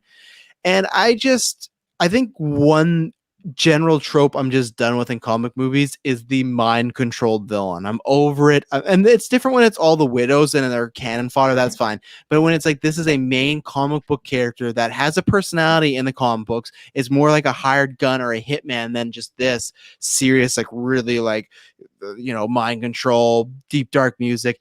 I didn't like the twist. I knew it was coming because I can't remember how I think you say her name. It's Olga something, but she's in Quantum Assault. She's in a lot of other things. I saw her name. I'm like, well, she hasn't been in this movie or advertised for it. So clearly that's kind of giveaway. And once they introduce the daughter, it's like, we're probably going this route. And I also don't like it because if Taskmaster sticks around, I try not to be mean, but that actress is not a really good actress. So I'm like, well, that's disappointing. And I just feel it was just lame overall. Mind control, no free will. And if we get this moment where we talked about this, I feel like months ago of like, drafting our Thunderbolts and like, oh, well, clearly Taskmaster's in Black Widow because he's going to be a part of the Thunderbolts one day. And it's like, she might be, but I don't give a fuck. Like, this character was completely boring. It's one of their like lamest villains. I think Dreykov was better than him. And it hurts because like, I really like Taskmaster in the comic book. So I think this was a huge stud that I think is really going to disappoint the comic book fans. It's not as bad as like the Mandarin or Ralph Boner, but it's kind of a step down from that as far as like, I wish even then they would have made her have free will and be like, yeah, you killed me you tried to kill me at a young age and I'm working with my dad to help take you out, help other people. Just the fact that she's just like that Frankenstein staring at her, just none of it worked for me. I don't think it was written well. Don't think it was acted well, done well. That's kind of my thought. So Taylor, why are you positive on Taskmaster? You said you love Taskmaster. Yeah, I'm the opposite on that, where I feel like if you were to give her more like free will in this movie and all that dynamic, I feel like it's just that's so much more plot into here that we don't need on top of all the plot that we're already trying to like go course with. So what? I feel like, again, I don't know Taskmaster from the comics. I don't have that pre-existing idea or insight as to what Taskmaster is supposed to be like in their backstory. So I think that helps in my case why I probably like Taskmaster, because right when her presence is on the scene, it's just this dominating presence. It's just how she's mimicking all the moves. I love that. I thought it was so cool. I didn't expect it to be the daughter, and like I was trying to figure it out, but I just thought that it was such a cool dynamic, and her being brainwashed and controlled, again, that's another dynamic that just adds more to Dreykov and what he's done. I think like she wasn't, I never saw her as like the main villain in this movie that she's supposed to be. I saw like, again, the main villains as being the widows and Dreykov, and I just feel like, okay, her being brain controlled and brainwashed was fitting because, again, she was just like a Black Widow, but like as far as Black Widows go, she was the top tier, like above. And I love that her only job was just like when a widow goes AWOL, he or she's dispatched to go and retrieve and like put that to bed. And I just thought that was super cool. So I liked what her purpose was in the movie. I liked how every time she was on screen, like it just felt so commanding of a presence. I really liked it. Even at the end when Natasha was going to free her, I love that scene so much when she goes up to the glass and she like reaches like punch the glass sort of, but stops. Like it's just, there's such dynamic. And especially at the end too, when they use this gas on her, that chemical, and the first thing she says is like, is he dead? Like, It's over. I love that a lot. It just kind of goes to show like she obviously has resentment, I would assume to a degree, towards Black Widow, but it's not anything major. Like she was just used by her dad for all these years, and I'm excited to see what they do with her. I'm really happy that they kept her alive because yeah, I just thought she was awesome. Well, and one thing I just want to say before I forget it, and you remind me of like again why this movie to me felt like a B grade, like lesser Winter Soldier, is because she just felt like it's exactly what Winter Soldier is: mind controlled, scary, doesn't have free will, she's programmed, and I feel like it was scary till the reveal, where the Bucky reveal makes it even more scarier. And again, I just didn't like the tie-in of, like I said, I felt like Dragoff, his plan was very much like Hydra, of, like I said, infiltrating stuff. So like the back end of this movie really felt like, oh, we're just doing Winter Soldier, but we're doing it less good. I'm that's never you brought good. that up. I'm glad you brought that up, the Winter Soldier, because that was something that I was thinking. And she definitely reminds me of Winter Soldier, but just like there are things that are definitely clear-cut copies, and I can't say that she wasn't, because she definitely was like a brainwashed super soldier for the Russians, this Russian organization, Yes. just like Winter Soldier was for Hydra. That's a given. But that being said, like again, like I love Winter Soldier, but I really like seeing these organizations with their own different characters, because again, she differs from the Winter Soldier because yeah, she is brainwashed, but the fact that she is able to replicate to a T the different abilities, I just think that's so cool. And again, I really would love to have seen in some shape or form an actual like Winter Soldier Bucky Barnes versus a Taskmaster fight. Just like that would just be so cool. Bucky would fuck her up. I'm sorry, she wasn't that badass. I feel Bucky's like they've been getting his ass kicked like ever since. Okay, sorry. Winter I take that back. Winter Soldier. When he said Winter Soldier, I meant like Winter Soldier would fuck her up. Like Winter, like that era, like Tony killing parents era. No. Taskmaster. There's like no going back from there. Yeah, like let's say though this was a better movie than Winter Soldier. Carl, you may think that because you hate Captain America. That I will vehemently disagree. I thought this was gonna. No, actually, I never thought it was gonna be better. And I'm somebody that likes Winter Soldier a lot less than other people, but I would disagree as far as like I think the twists were better, characters better. But Kirklin, where are you on the Mr. TM of it all? Yeah. So you mentioned like just the credit of Olga in there, and like it was a familiar name to me, but I just couldn't picture who that was, male or female. So I think that definitely helped, because if I knew who that was, I would have just right away been like, oh. And then as soon as we saw the daughter, I'd been like, oh, okay, this is what we're doing. Yeah. So for me, when the reveal happened, I was like, oh shit, okay, here we go. It's so funny though, because in the predictions, I pretty much predicted that she's gonna be, or not she, they at the time, because I didn't know it was gonna be a female. Yeah. I'm like, it's gonna be just a cool villain that dies in the movie, and it's gonna be something that we completely forget about. Like we've seen in so many different other movies. So she didn't die, so I was wrong, I guess. But I felt like she pretty much was that type of character. Whether she died or not, it was just this cool looking, badass, which it's pretty much what Bucky was in Winter Soldier, until you reveal who it actually is. But it's interesting because I really liked the Taskmaster. That's easy for me to say. That. Did I say that properly? It sounded bad. Yeah, the Taskmaster. Yeah, the Taskmaster. Taskmaster. He's a master of all tasks. Okay, not the masker, because that's what I heard out of my own head. But anyways, I really like them. Just popping off. I loved all the little details of them, like mimicking the other heroes. You got the shield, you got T'Challa's like claws and stuff, but like just little ones, whether like when she was knife fighting the Red Guardian, and it was literally the exact same like maneuver that Bucky did when he's fighting Captain America in Winter Soldier. I don't know if you remember that specific scene, but he like flips the knife around, catches it, and then like they're just going toe to toe, and it's like literally the exact same thing. So I think all of those details, I was just eating those up. I'm like, this is so cool. I'm loving all this, because originally I'm like, oh shit, like did she fight all these individuals, or no? Like she just was copying their like steady. That's how it goes in the comic books, is that he usually has experience with them, so that's how he copies. Where this was like a computer chip, and they literally put the computer chip in her head and like program. Oh yeah, and stuff like that. Yeah. So I think everything until the reveal, I was really, really like 100% for. I was eating it up. I thought the look was so badass with like the visor, and it was all like digital. It was moving constantly and constantly reading, and just all of that stuff was really, really well done in my opinion. But I think I do agree pretty much with Travis on the reveal. Like it's something that we've seen so many times. Just like the Frankenstein look, like she's kind of menacing, but is she?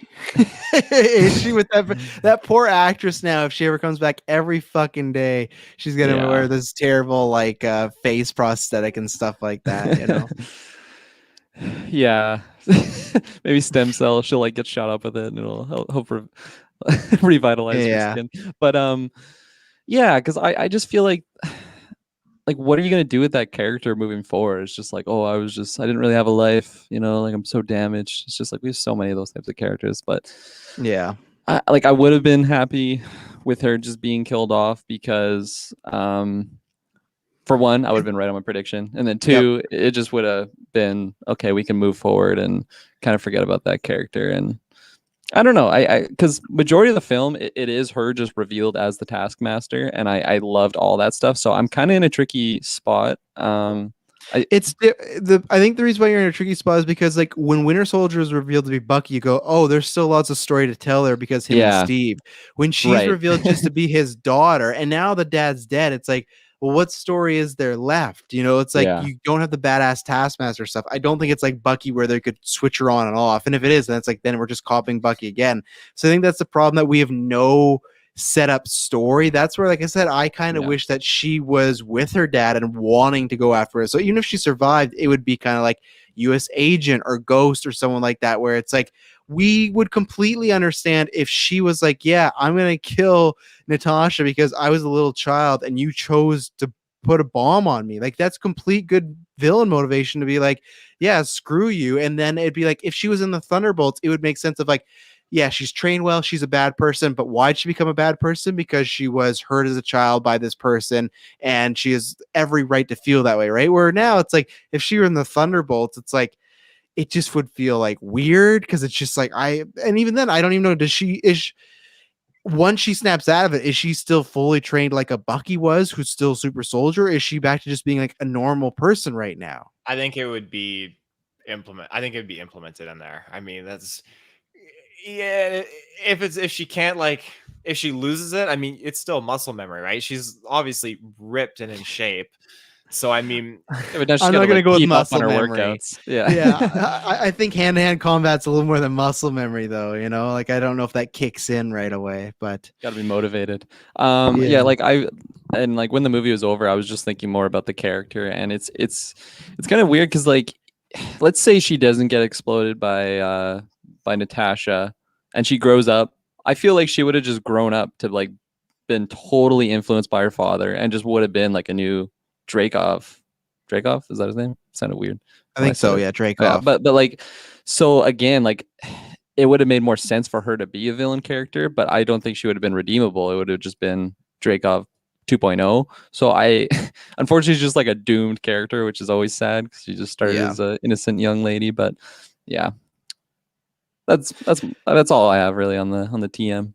Yeah, we'll see. I just say if they bring her back, for me, they're going to have to do a lot of legwork to make me interested in this character. I think it reminds me a lot of how people didn't give a shit about Hawkeye after the first Avengers because he was mind controlled for majority of the movie, right? So for me as the comic book guy, I go, well, no, I love Clint Barton, and eventually we'll get there and you'll like him too. And that seemed to have happened. The difference is with Taskmaster is we're not, in my opinion, not going to get there because they killed the comic book version of Taskmaster. Like, this is not it. So it's not like, oh, just you wait. And I don't actually know. I've talked to zero people as far as GWA. I know people have seen it. I just have, when I was watching it, I was just like, I know how I feel. And I feel like a lot of other people, especially comic book readers, and not even just that, just some film fans, be like, is this right? And like I said, it's, I don't know. It's just a little too similar to Winter Soldier. It's like we talk about with the Disney Plus shows. How come right now all the females are women who are pretending to be your friend, and then like episode 3, it's like, no, I'm really bad. It's just like, can you guys not get in a like? You apparently have this writer's room. Have you not talked once and been like, hey, we have 3 villains in the upcoming shows and they're the exact same. Maybe let's change it. Maybe let's put a dude in there. Maybe let's not make her like it's just weird, and it feels the same way if like no one sat around and was like, this feels very familiar, right? And they're like, no, keep going. It's like, okay, sure. But anything to say on Taskmaster specifically in this segment? No, okay, we're gonna take probably our last ad break, talk about some final scenes, do a score, and we're definitely gonna talk about that end credit scene because I got opinions on that. So we will be right back. And we're back. You know what? I just want to. We teased it, but unless you guys want someone to go specifically, I want to get in that end credit scene. I wanted to bring something up before we go there. Here we go. Here we go. No, go ahead. I missed to say it earlier on when we were talking about just kind of like the beginning of the movie, and I felt like something that was kind of like an overlining like theme of the movie that I wasn't expecting, honestly. I mean, it was a big thing with like these girls that were just taken and like turned into soldiers. And I like, Travis, you mentioned like that opening scene with their Nirvana song. The Nirvana song did kind of take me out of it, but like just that scene alone of just showing like these girls in like fucking sea cans and stuff, like it literally just like made me think of like human trafficking. And like that was like a very dark showing. And like I felt like having that right in the beginning of the movie, it kind of changed my my expectations of what the film is going to be. It wasn't just, this is ScarJo's send off. It's going to be just fun dialogue between her and her sister and her family and just badass action. It's like, no, this is like this is a real thing of like, there's actually human trafficking going on in the world. Might not have a whole Black Widow program. Maybe they do. But I just felt like that was something that kind of caught me off guard. And it just, I don't know, like I felt like there was more on the line. You know, it's a comic movie, so it's not like high stakes at the end of the day, but just instead of just having these goons, it's like, no, these were like literally babies that were just taken from their family. Like, and I like that just like hit me hard, and I felt like I wasn't expecting that, and like I just really appreciated that. It was a dark entrance, but it just showed I don't know, more than just these are the villains that like these aren't just other Black Widows, like these are real people, and I really like that. Well, I think you walked it back, but I don't think you need to. As far as I think it does give it stakes because it makes them real people. You know, like it gives you that sense of, like you said, they're not just goonless, like mind control people. I think that's why I'm not into Taskmaster, because we did see her as a child, but it's like for the most part just kind of there. But these people, we see them in the child in the container, they're getting ripped apart, they're dirty. Like that's the thing, like it did feel when I saw that, and that's why I hate the song choice, because when I saw that at first, like, wow, this is getting really dark for this movie. I was not expecting to go this level, and then here we are. I was like, okay, I don't know if I need this. Like, I feel like we could have just got a good version of the score and put it on the credits, but. And well, even then, that's consistent throughout the movie too, as far as it being kind of a woman empowerment movie. And I think 100% what they're going for with Dragoff is they're making him an abuser, but I think they're specifically making him a sexual abuser, because that scene where ScarJo can't hurt him, to me, they were playing that like a date rape drug, because she like, there's literally points where she goes to stab him and he like pulls her arm back and then like peels her hands and takes a knife. Like she can't do anything at all. And then when he's beating her down, it felt like that was kind of their way of saying like he's sexually assaulting, like he's having his way with her. And I feel like there's lots of the dialogue they use. There's even a part where he says like, I'm using the most the resource we have too much of, and he said girls. And like they made I think sometimes there's some lines where it's like, okay, you're hitting us over the head too much. Like, I get what you're going for, but they were very much making him almost like, if people know in Hollywood, like a Harvey Weinstein type of like, he wanted to take girls, he wanted to control them, he wanted to drug them, he literally wanted to have like them too.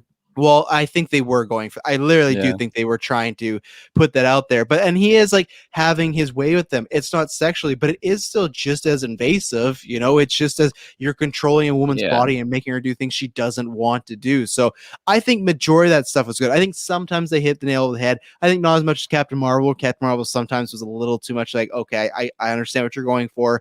Maybe you don't need to play this certain song here or something, but I think they did a good job of really humanizing, characterizing that portion of the villain as far as Dragoff. Because Dragoff, for the most part, so he's a pretty generic, he's the evil guy who wants to take over the world. Okay, cool. We've been here before. That's fine. But like that stuff worked, and the stuff with Yelena and them and wanting to take their life back, and like you said at the beginning, really worked out. So, you know, good shout out there. Yeah.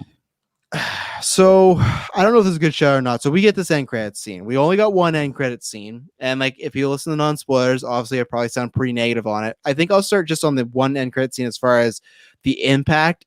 I just feel if everything was real world, right? No COVID, stuff like that. If this was the first movie of the MCU, I appreciate that already we have Wanda who is in a show and she's going to a movie. Now we have Yelena who is in a movie and she's going into a show. I love that we're getting this cross-pollination already. So that was cool. But I just feel like for the first movie of Phase 4, I always said like, man, they're going to have a killer end credit scene. And I do not think this was it. I think it's a cool end credit scene. It's one that was rumored that she's in the show. So I was kind of a little know that. If you listen to Marvel Alliance, me and Chris talked about it probably last year. But so for the stakes of it, I was expecting a lot more for the first one. Didn't really get like even in Iron Man, Nick Fury being like, "Have you heard the Avengers Initiative?" That's huge consequences. Even if they had talked about or said the word Thunderbolts, I would have been like, "Man, we're actually getting it." That's not the case.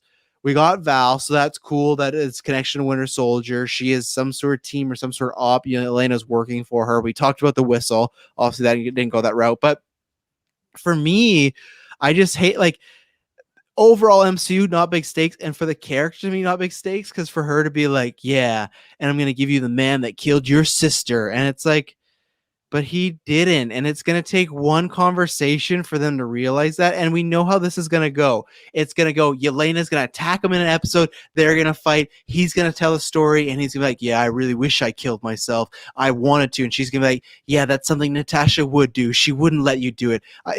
Like, and all she has to do is talk to anyone. It's going to be the exact same scene and just like carbon copied from what you just said.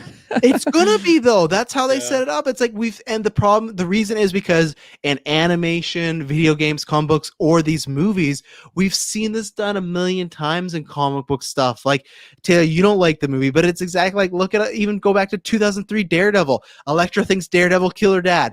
They fight. She stabs him. The second she hurts him, he's like, yeah, I didn't kill your father. And she's like, oh, what? You didn't kill my father? Now we're back in love. Like, it's so tropey that I was like, that felt like a Sony end credit scene. So I was really disappointed overall with the stakes and just like, it's going to be one episode, one and done. So for me to be like this end credit scene, I just wish they found a different way to get her in Hawkeye, which I think that's great. She's in it. Awesome. I want to see more of this character, but I don't know. So Taylor, I throw again to you, Eternal Optimist, man, that's always got a positive spin. How did you feel about this end credit scene? Like I said, we only got the one. Some people are counting the like Black Widow getting on the jet. I don't count that. There was no credits. That's how the movie ended. She got on the jet. But even then, that'd be a weak end credit scene. Again, I got curious, so I went to Google and I was like, Black Widow, how many post-credit scenes does it have? And the first thing at the top is like Val and the post-credit scene, the only one. Oh, I saw that. What the fuck? Like, yeah, that's not even what I Googled. That's terrible. No, because I can't remember. When I searched just Black Widow, the first article is who is Valentina Allegra de Fontaine in the Black Widow. I know. I did that too. Luckily, I did it after the movie, but still. And it's like, this is maybe a GeekVerse news topic about. Like, I get it. I 100% get it. Some people like, we're trying to grow GeekVerse. We're trying to monetize it so we can make more content, better gear, always stuff like that. So I get the hustle. I know the name of the game, but for it literally to be like fucking premiere, like at least wait until the morning, and at least go. All you need to do is who is that person in the Black Widow end credit scene, not who is character's name in the end credit scene. It's just dirty stuff, and I hate that. And that's like a site, like I'm not even sure, like I'll call it right now, I don't care. It's fucking Polygon. Fuck Polygon. And that's stuff like that, like it doesn't mean anything. I'm not trying to Karen you and be like, you've lost my business, but like stuff like that, I go, I'm not gonna click on that website ever again. And I don't, because it's like, that's a shitty move. Because if you literally want to just go like you were doing, Taylor, but even just in general, want to be like, hey, I'm going to look at show times and search Black Widow. That's the first thing that comes up. And obviously our parents don't know that person's name. But if you've seen Falcon Winter Soldier, you know that name. So yeah, fuck you, Polygon. You're a piece of shit. But anyways, continue, Taylor. Yeah, I mean, you said it's rough.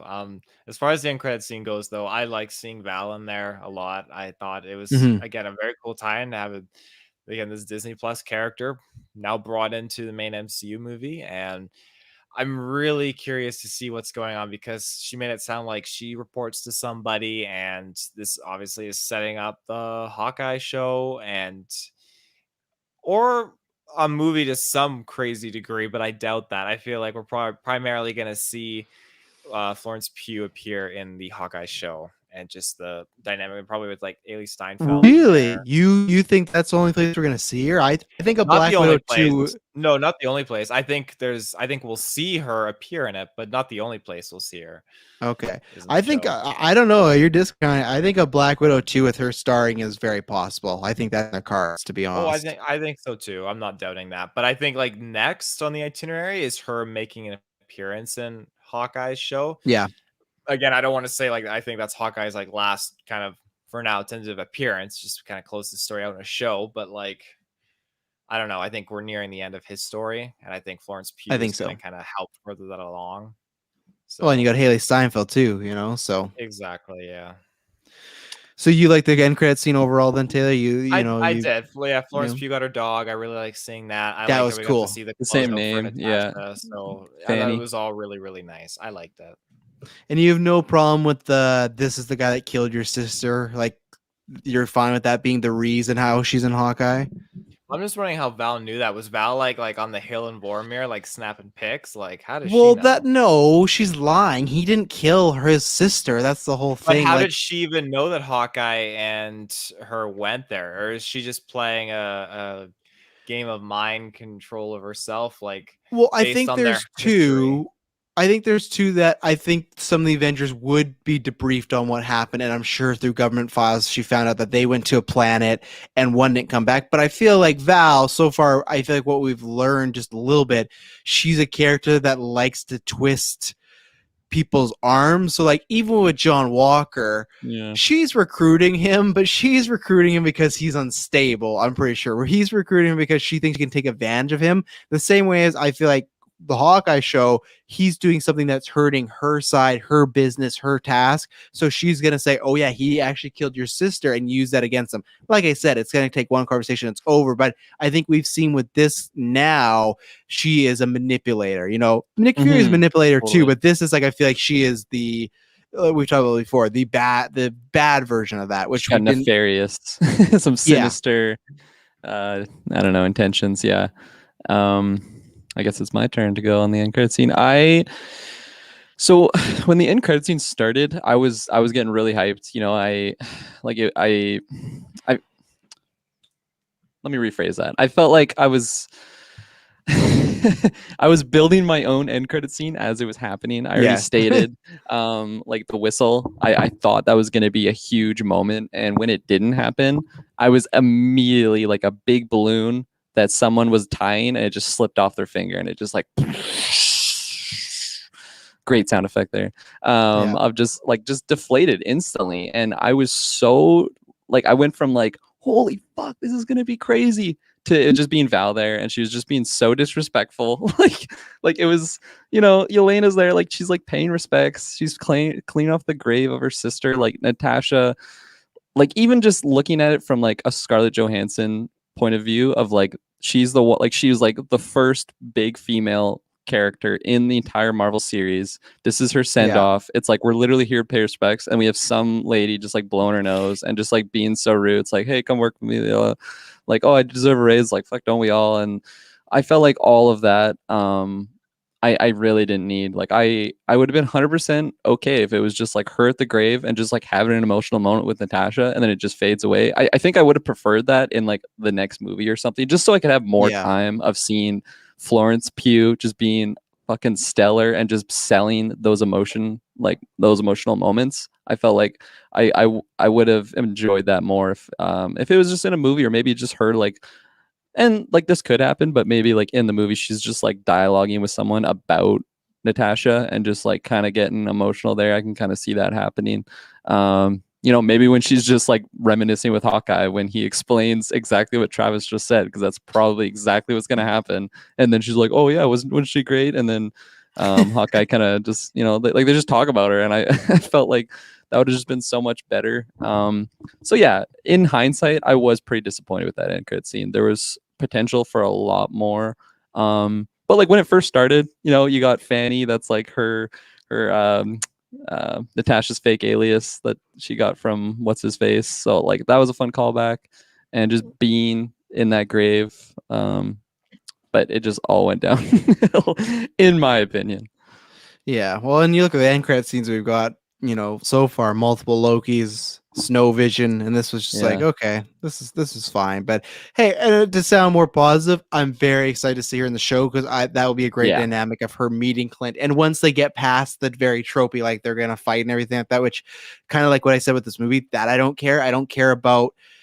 If I say, hey, which scene could you see if someone came to me? I got the scene of Hawkeye and Yelena fighting, or the scene where they talk it out and it's about like their experience with Natasha. I want the scene where they talk and bond and they like share experiences and everything. So but we got to get through the fight scene. We got to get through the like. There's gonna be some end credit in Hawkeye where it's Yelena showing up in New York or something. Like, I'm here looking for this man. Like, there's gonna be that whole episode to me. We got to drudge through of like, okay, we're here to fight and cool. So.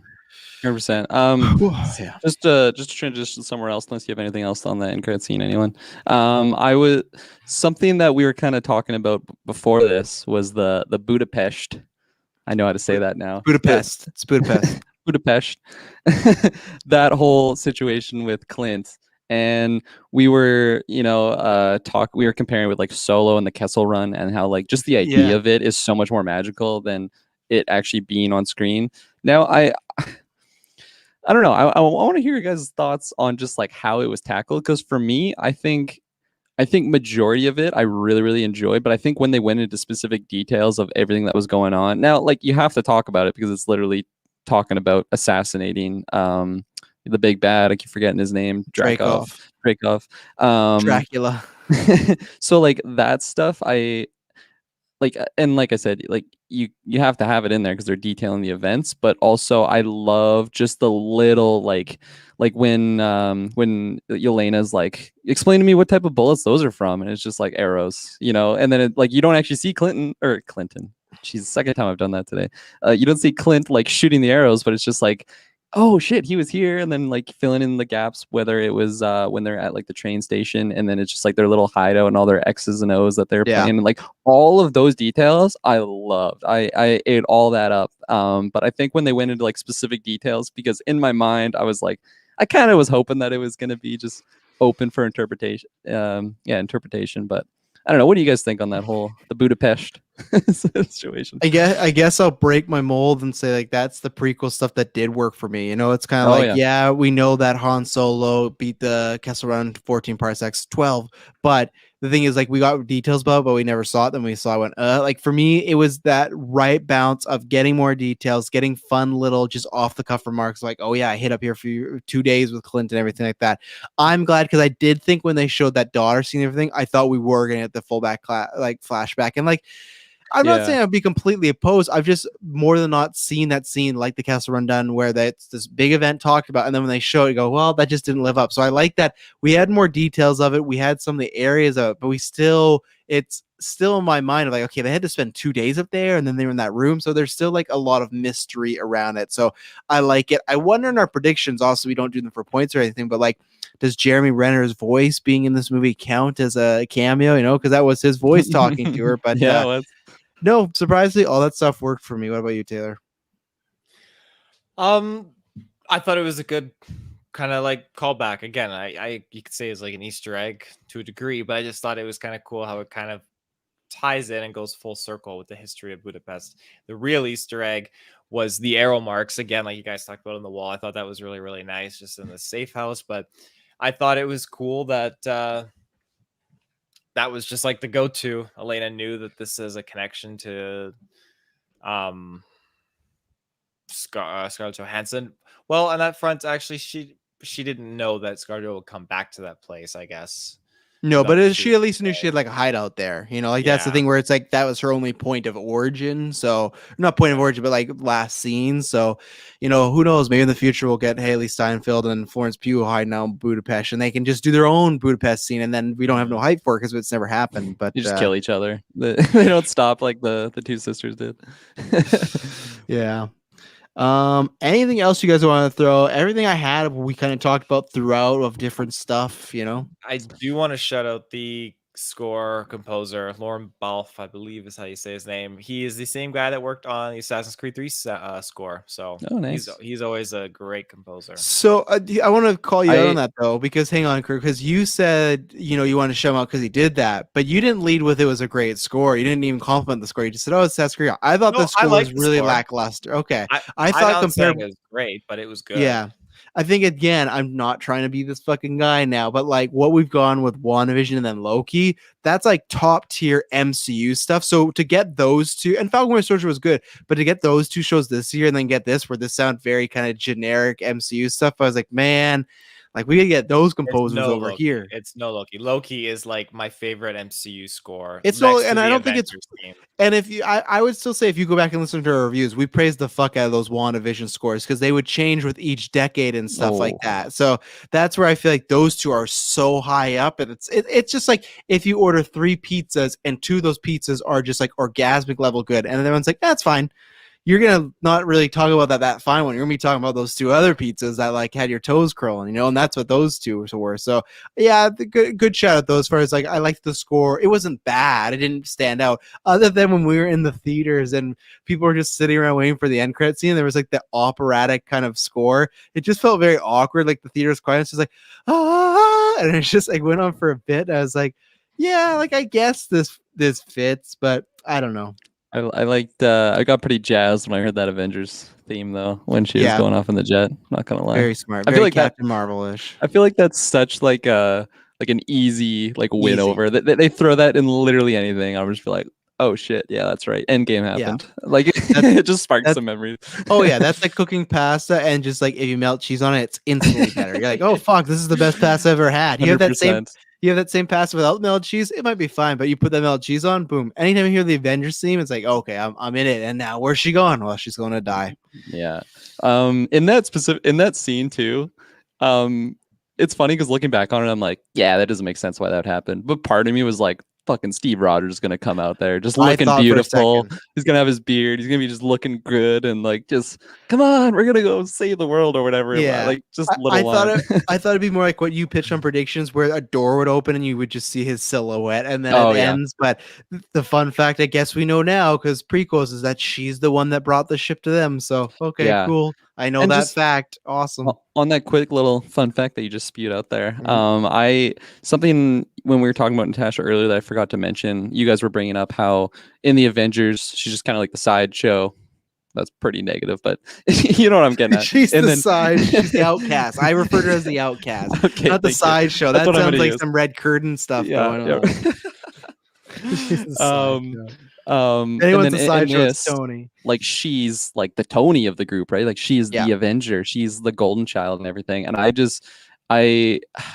I couldn't help but think of like in Endgame when she's literally like the new Nick Fury and like just bringing them all together, because it is interesting how like she just became this just like tool for Nick Fury to use. Like she's this like defective Russian killer, and then she's just like the hitman basically under Nick Fury, and then she just transitioned to such a leader role for the Avengers. And I feel like I just had those thoughts in my head while I was watching this, which just lifted her performance in general. So that was my one thing I forgot to shout out there. The other thing I wanted to mention was the dinner scene with Yelena. Like, yeah, might have got some water welling up in my eyes. Didn't quite make them drip down my face. The one that did, and I was actually really scared in this moment. I thought Yelena was gonna die, honestly. When she was stabbing that ship and like kind of said her goodbye. And now, like if I pause the movie, thought about it for a while, I'm like, okay, no, this isn't gonna happen. Florence Pugh, insert Zoolander. She's so hot right now. It would make zero sense for them to kill her off because she's just such a money maker for Marvel and just so great to have her part of the MCU. Might be. You're already saying she's a money maker. Oh, she is. Away. Come on, now. Come on. Especially when she wins that Oscar, everyone's gonna be knowing Florence Pugh. I wasn't shaking my head at that. I was shaking my head at the CGI in that scene was a little rough. Like when they were saying against the sky, it's like this does not look good. Like maybe another render would have been good. Yeah, no, but like when she shoots off there, that's not where I was. I was just scared in that instance of like, no, no, like I thought Red Guardian was gonna die. Not, don't take Elena from me. No. Kirklin's And crying in then- the seat because Elena might die.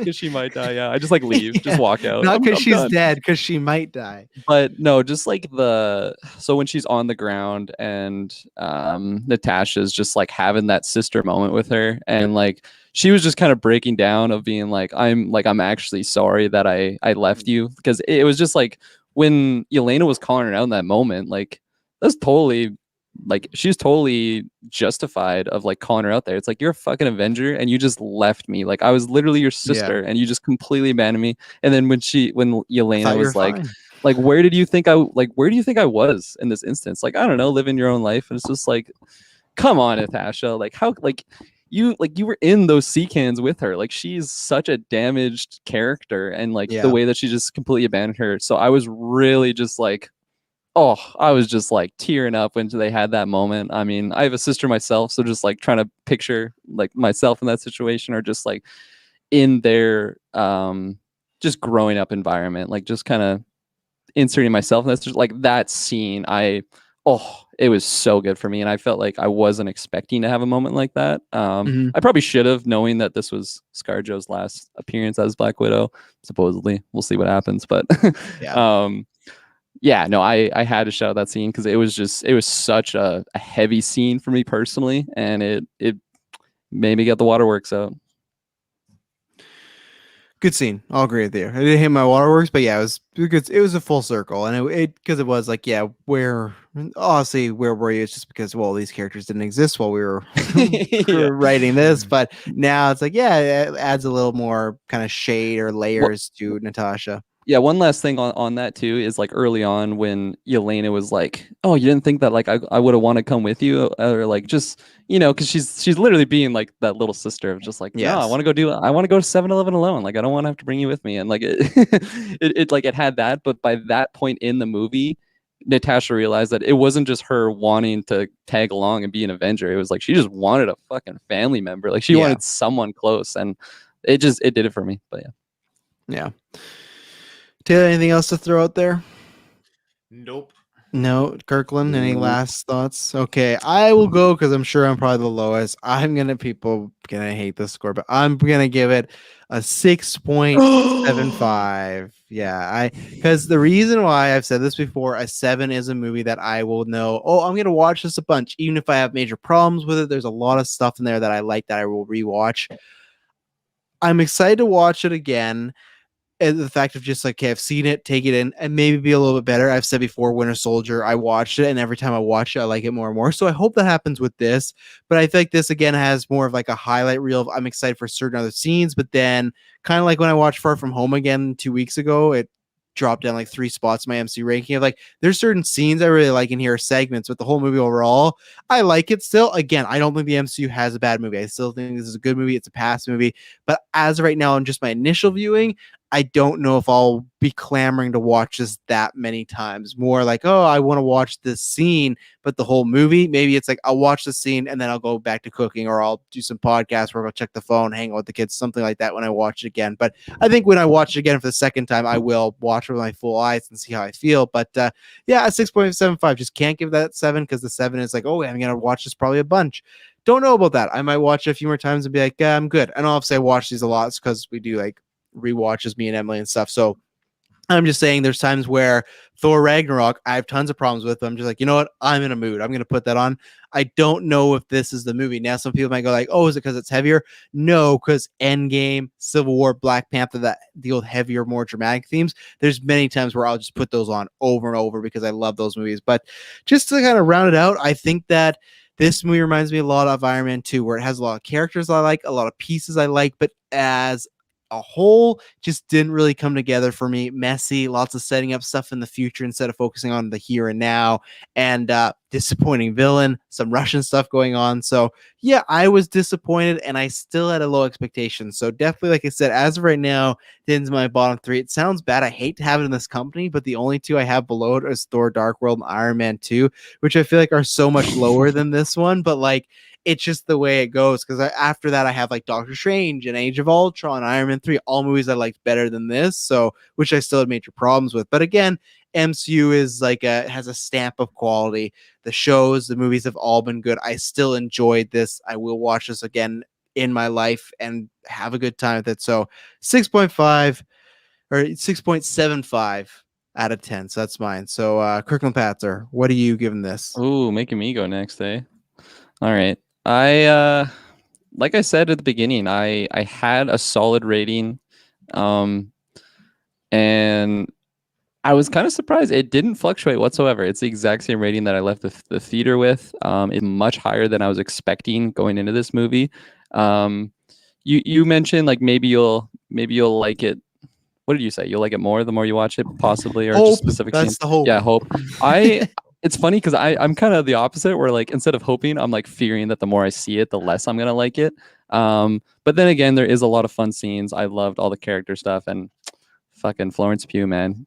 You should ask Shay. I've been like just going off Florence Pugh. She's getting so annoyed, and then she saw the movie, and now she's like, okay, yeah, she's pretty awesome. So that's I how think I Emily want is her. with Dua Lipa with me. I talk about Oh, Dua yeah? Lipa all the time. And when she got cast at movie day, I'm like, oh, we're seeing this day one. She dropped like Thor, of course, gif on me, but I'm just like, man, she's the GOAT singer right now in pop. She runs the fucking show. So That's debatable, but we'll that's for another cast. No, that is for another cast. But shout out to our ladies for putting up with us. 100%. So yeah, my rating. Let's see what Travis' reaction is here. My rating for Black Widow is 8.5 out of 10. Yeah, a little higher than I thought. I thought it was definitely in the 8 range, though. Yeah.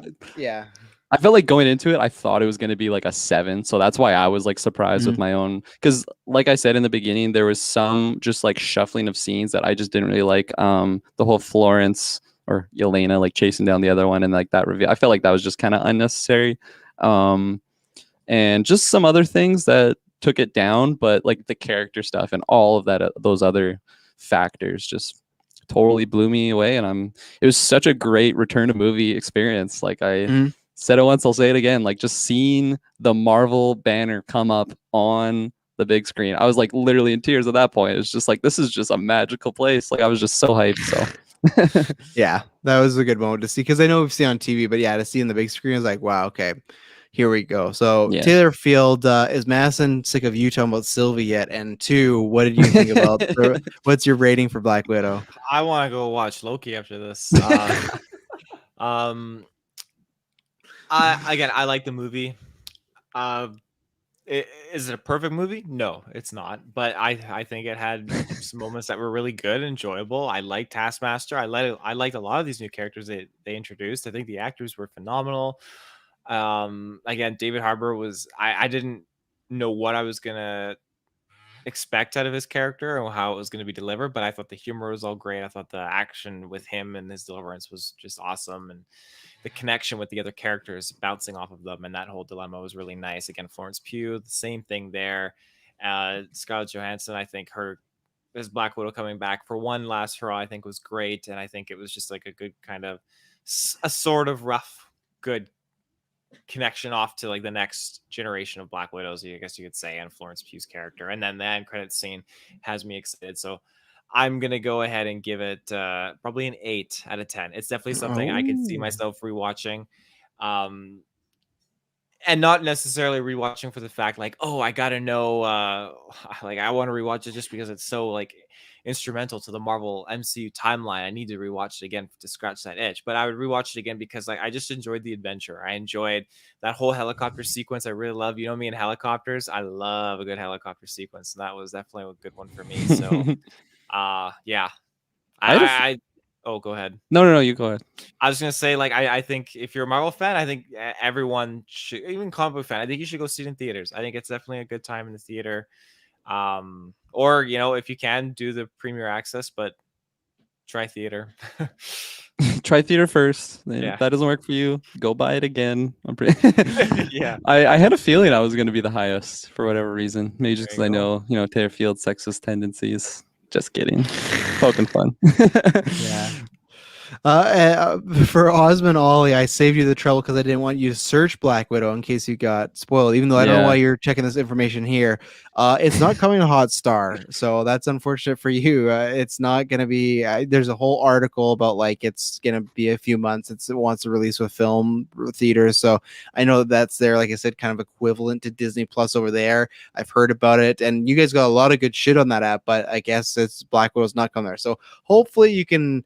I would definitely, if you don't care about spoilers, then that's fine. But if you care, I would definitely stay away from spoiler reviews trying to get that information. And yeah, he didn't want to Google Black Widow because it would have that's true. The end credits, so he came here instead. You're damned if you do, you're damned if you don't. You can't Google shit. You can't how are you supposed to find this stuff out? So yeah, I think this was our probably longest cast in quite a while, and it was worth it. It was worth every penny. Obviously, like I said, we will be doing. You can check out every episode we've done of Loki, but we will be doing the Loki season finale coming out next week. I should have pimped this at the beginning. My God, right now we are re-releasing the Marvel retrospective, so every single MCU film we've reviewed all the way from Iron Man to Endgame is getting put back into the main feed, so those are fun. You listen to those. Yeah, and then Shang-Chi's coming up. Shang-Chi's coming up, Eternals, and then Spider-Man. So if you liked this MCU review, thank you very much for listening the whole time, but stick with us because we'll be covering all that. It's going to be a good time. Seeing that Shang-Chi trailer on the big screen, that got me hyped. That's like, obviously Spider-Man one, but it wasn't. What'd you say? I was hoping it was the Abomination one, but it was the first trailer. Oh, we got the Abomination one. Yeah, we got the Abomination one. Yeah. West Side, but also too on a separate note, I think this movie was playing at the Cineplex as well. I'm pretty disappointed because when I looked at the Atom app today, they had showtimes for it, and I was like, "What the hell?" I would have went there because like I love the seats at Cineplex. You're right. Wow, that's atrocious. I'm super peeved about that. Yeah. Because I was like, just in case I was late for the movie, I was like, what's the next show time if I miss like 15 minutes? And I looked, I saw, really? So that's weird that their tickets went on sale a lot or like later. I wonder if they just didn't know if they're getting it. So I know, same thing. I would have went there because those seats, man, that popcorn is the best. So hopefully with what do we got coming up next? Well, you might be seeing Escape Room, Space Jam. Well, not in the theaters, Kirklin. Sorry, he's not seeing it in the theaters with you. Yeah, I know. And Escape Room is at the Grand. So I know, it's all the fucking Grand. Oh. I was gonna bring up Gunpowder Milkshake as well, but I forgot that's actually Netflix, and that's actually really soon, July 14th, right? It's next week. I'm excited. I'm so excited. Fuck, it is next week, man. That's we got a busy week next week, so just stay tuned and subscribe to those podcasts so you can get lots of content. Thank you very much for tuning into this review and everything, and thank you very much for 400 episodes. Come back next week for 401, and I promise you it will not be boring. Goodbye. Bye-bye. I'm not. Hold on. I'm sorry. I tried to rule Earth.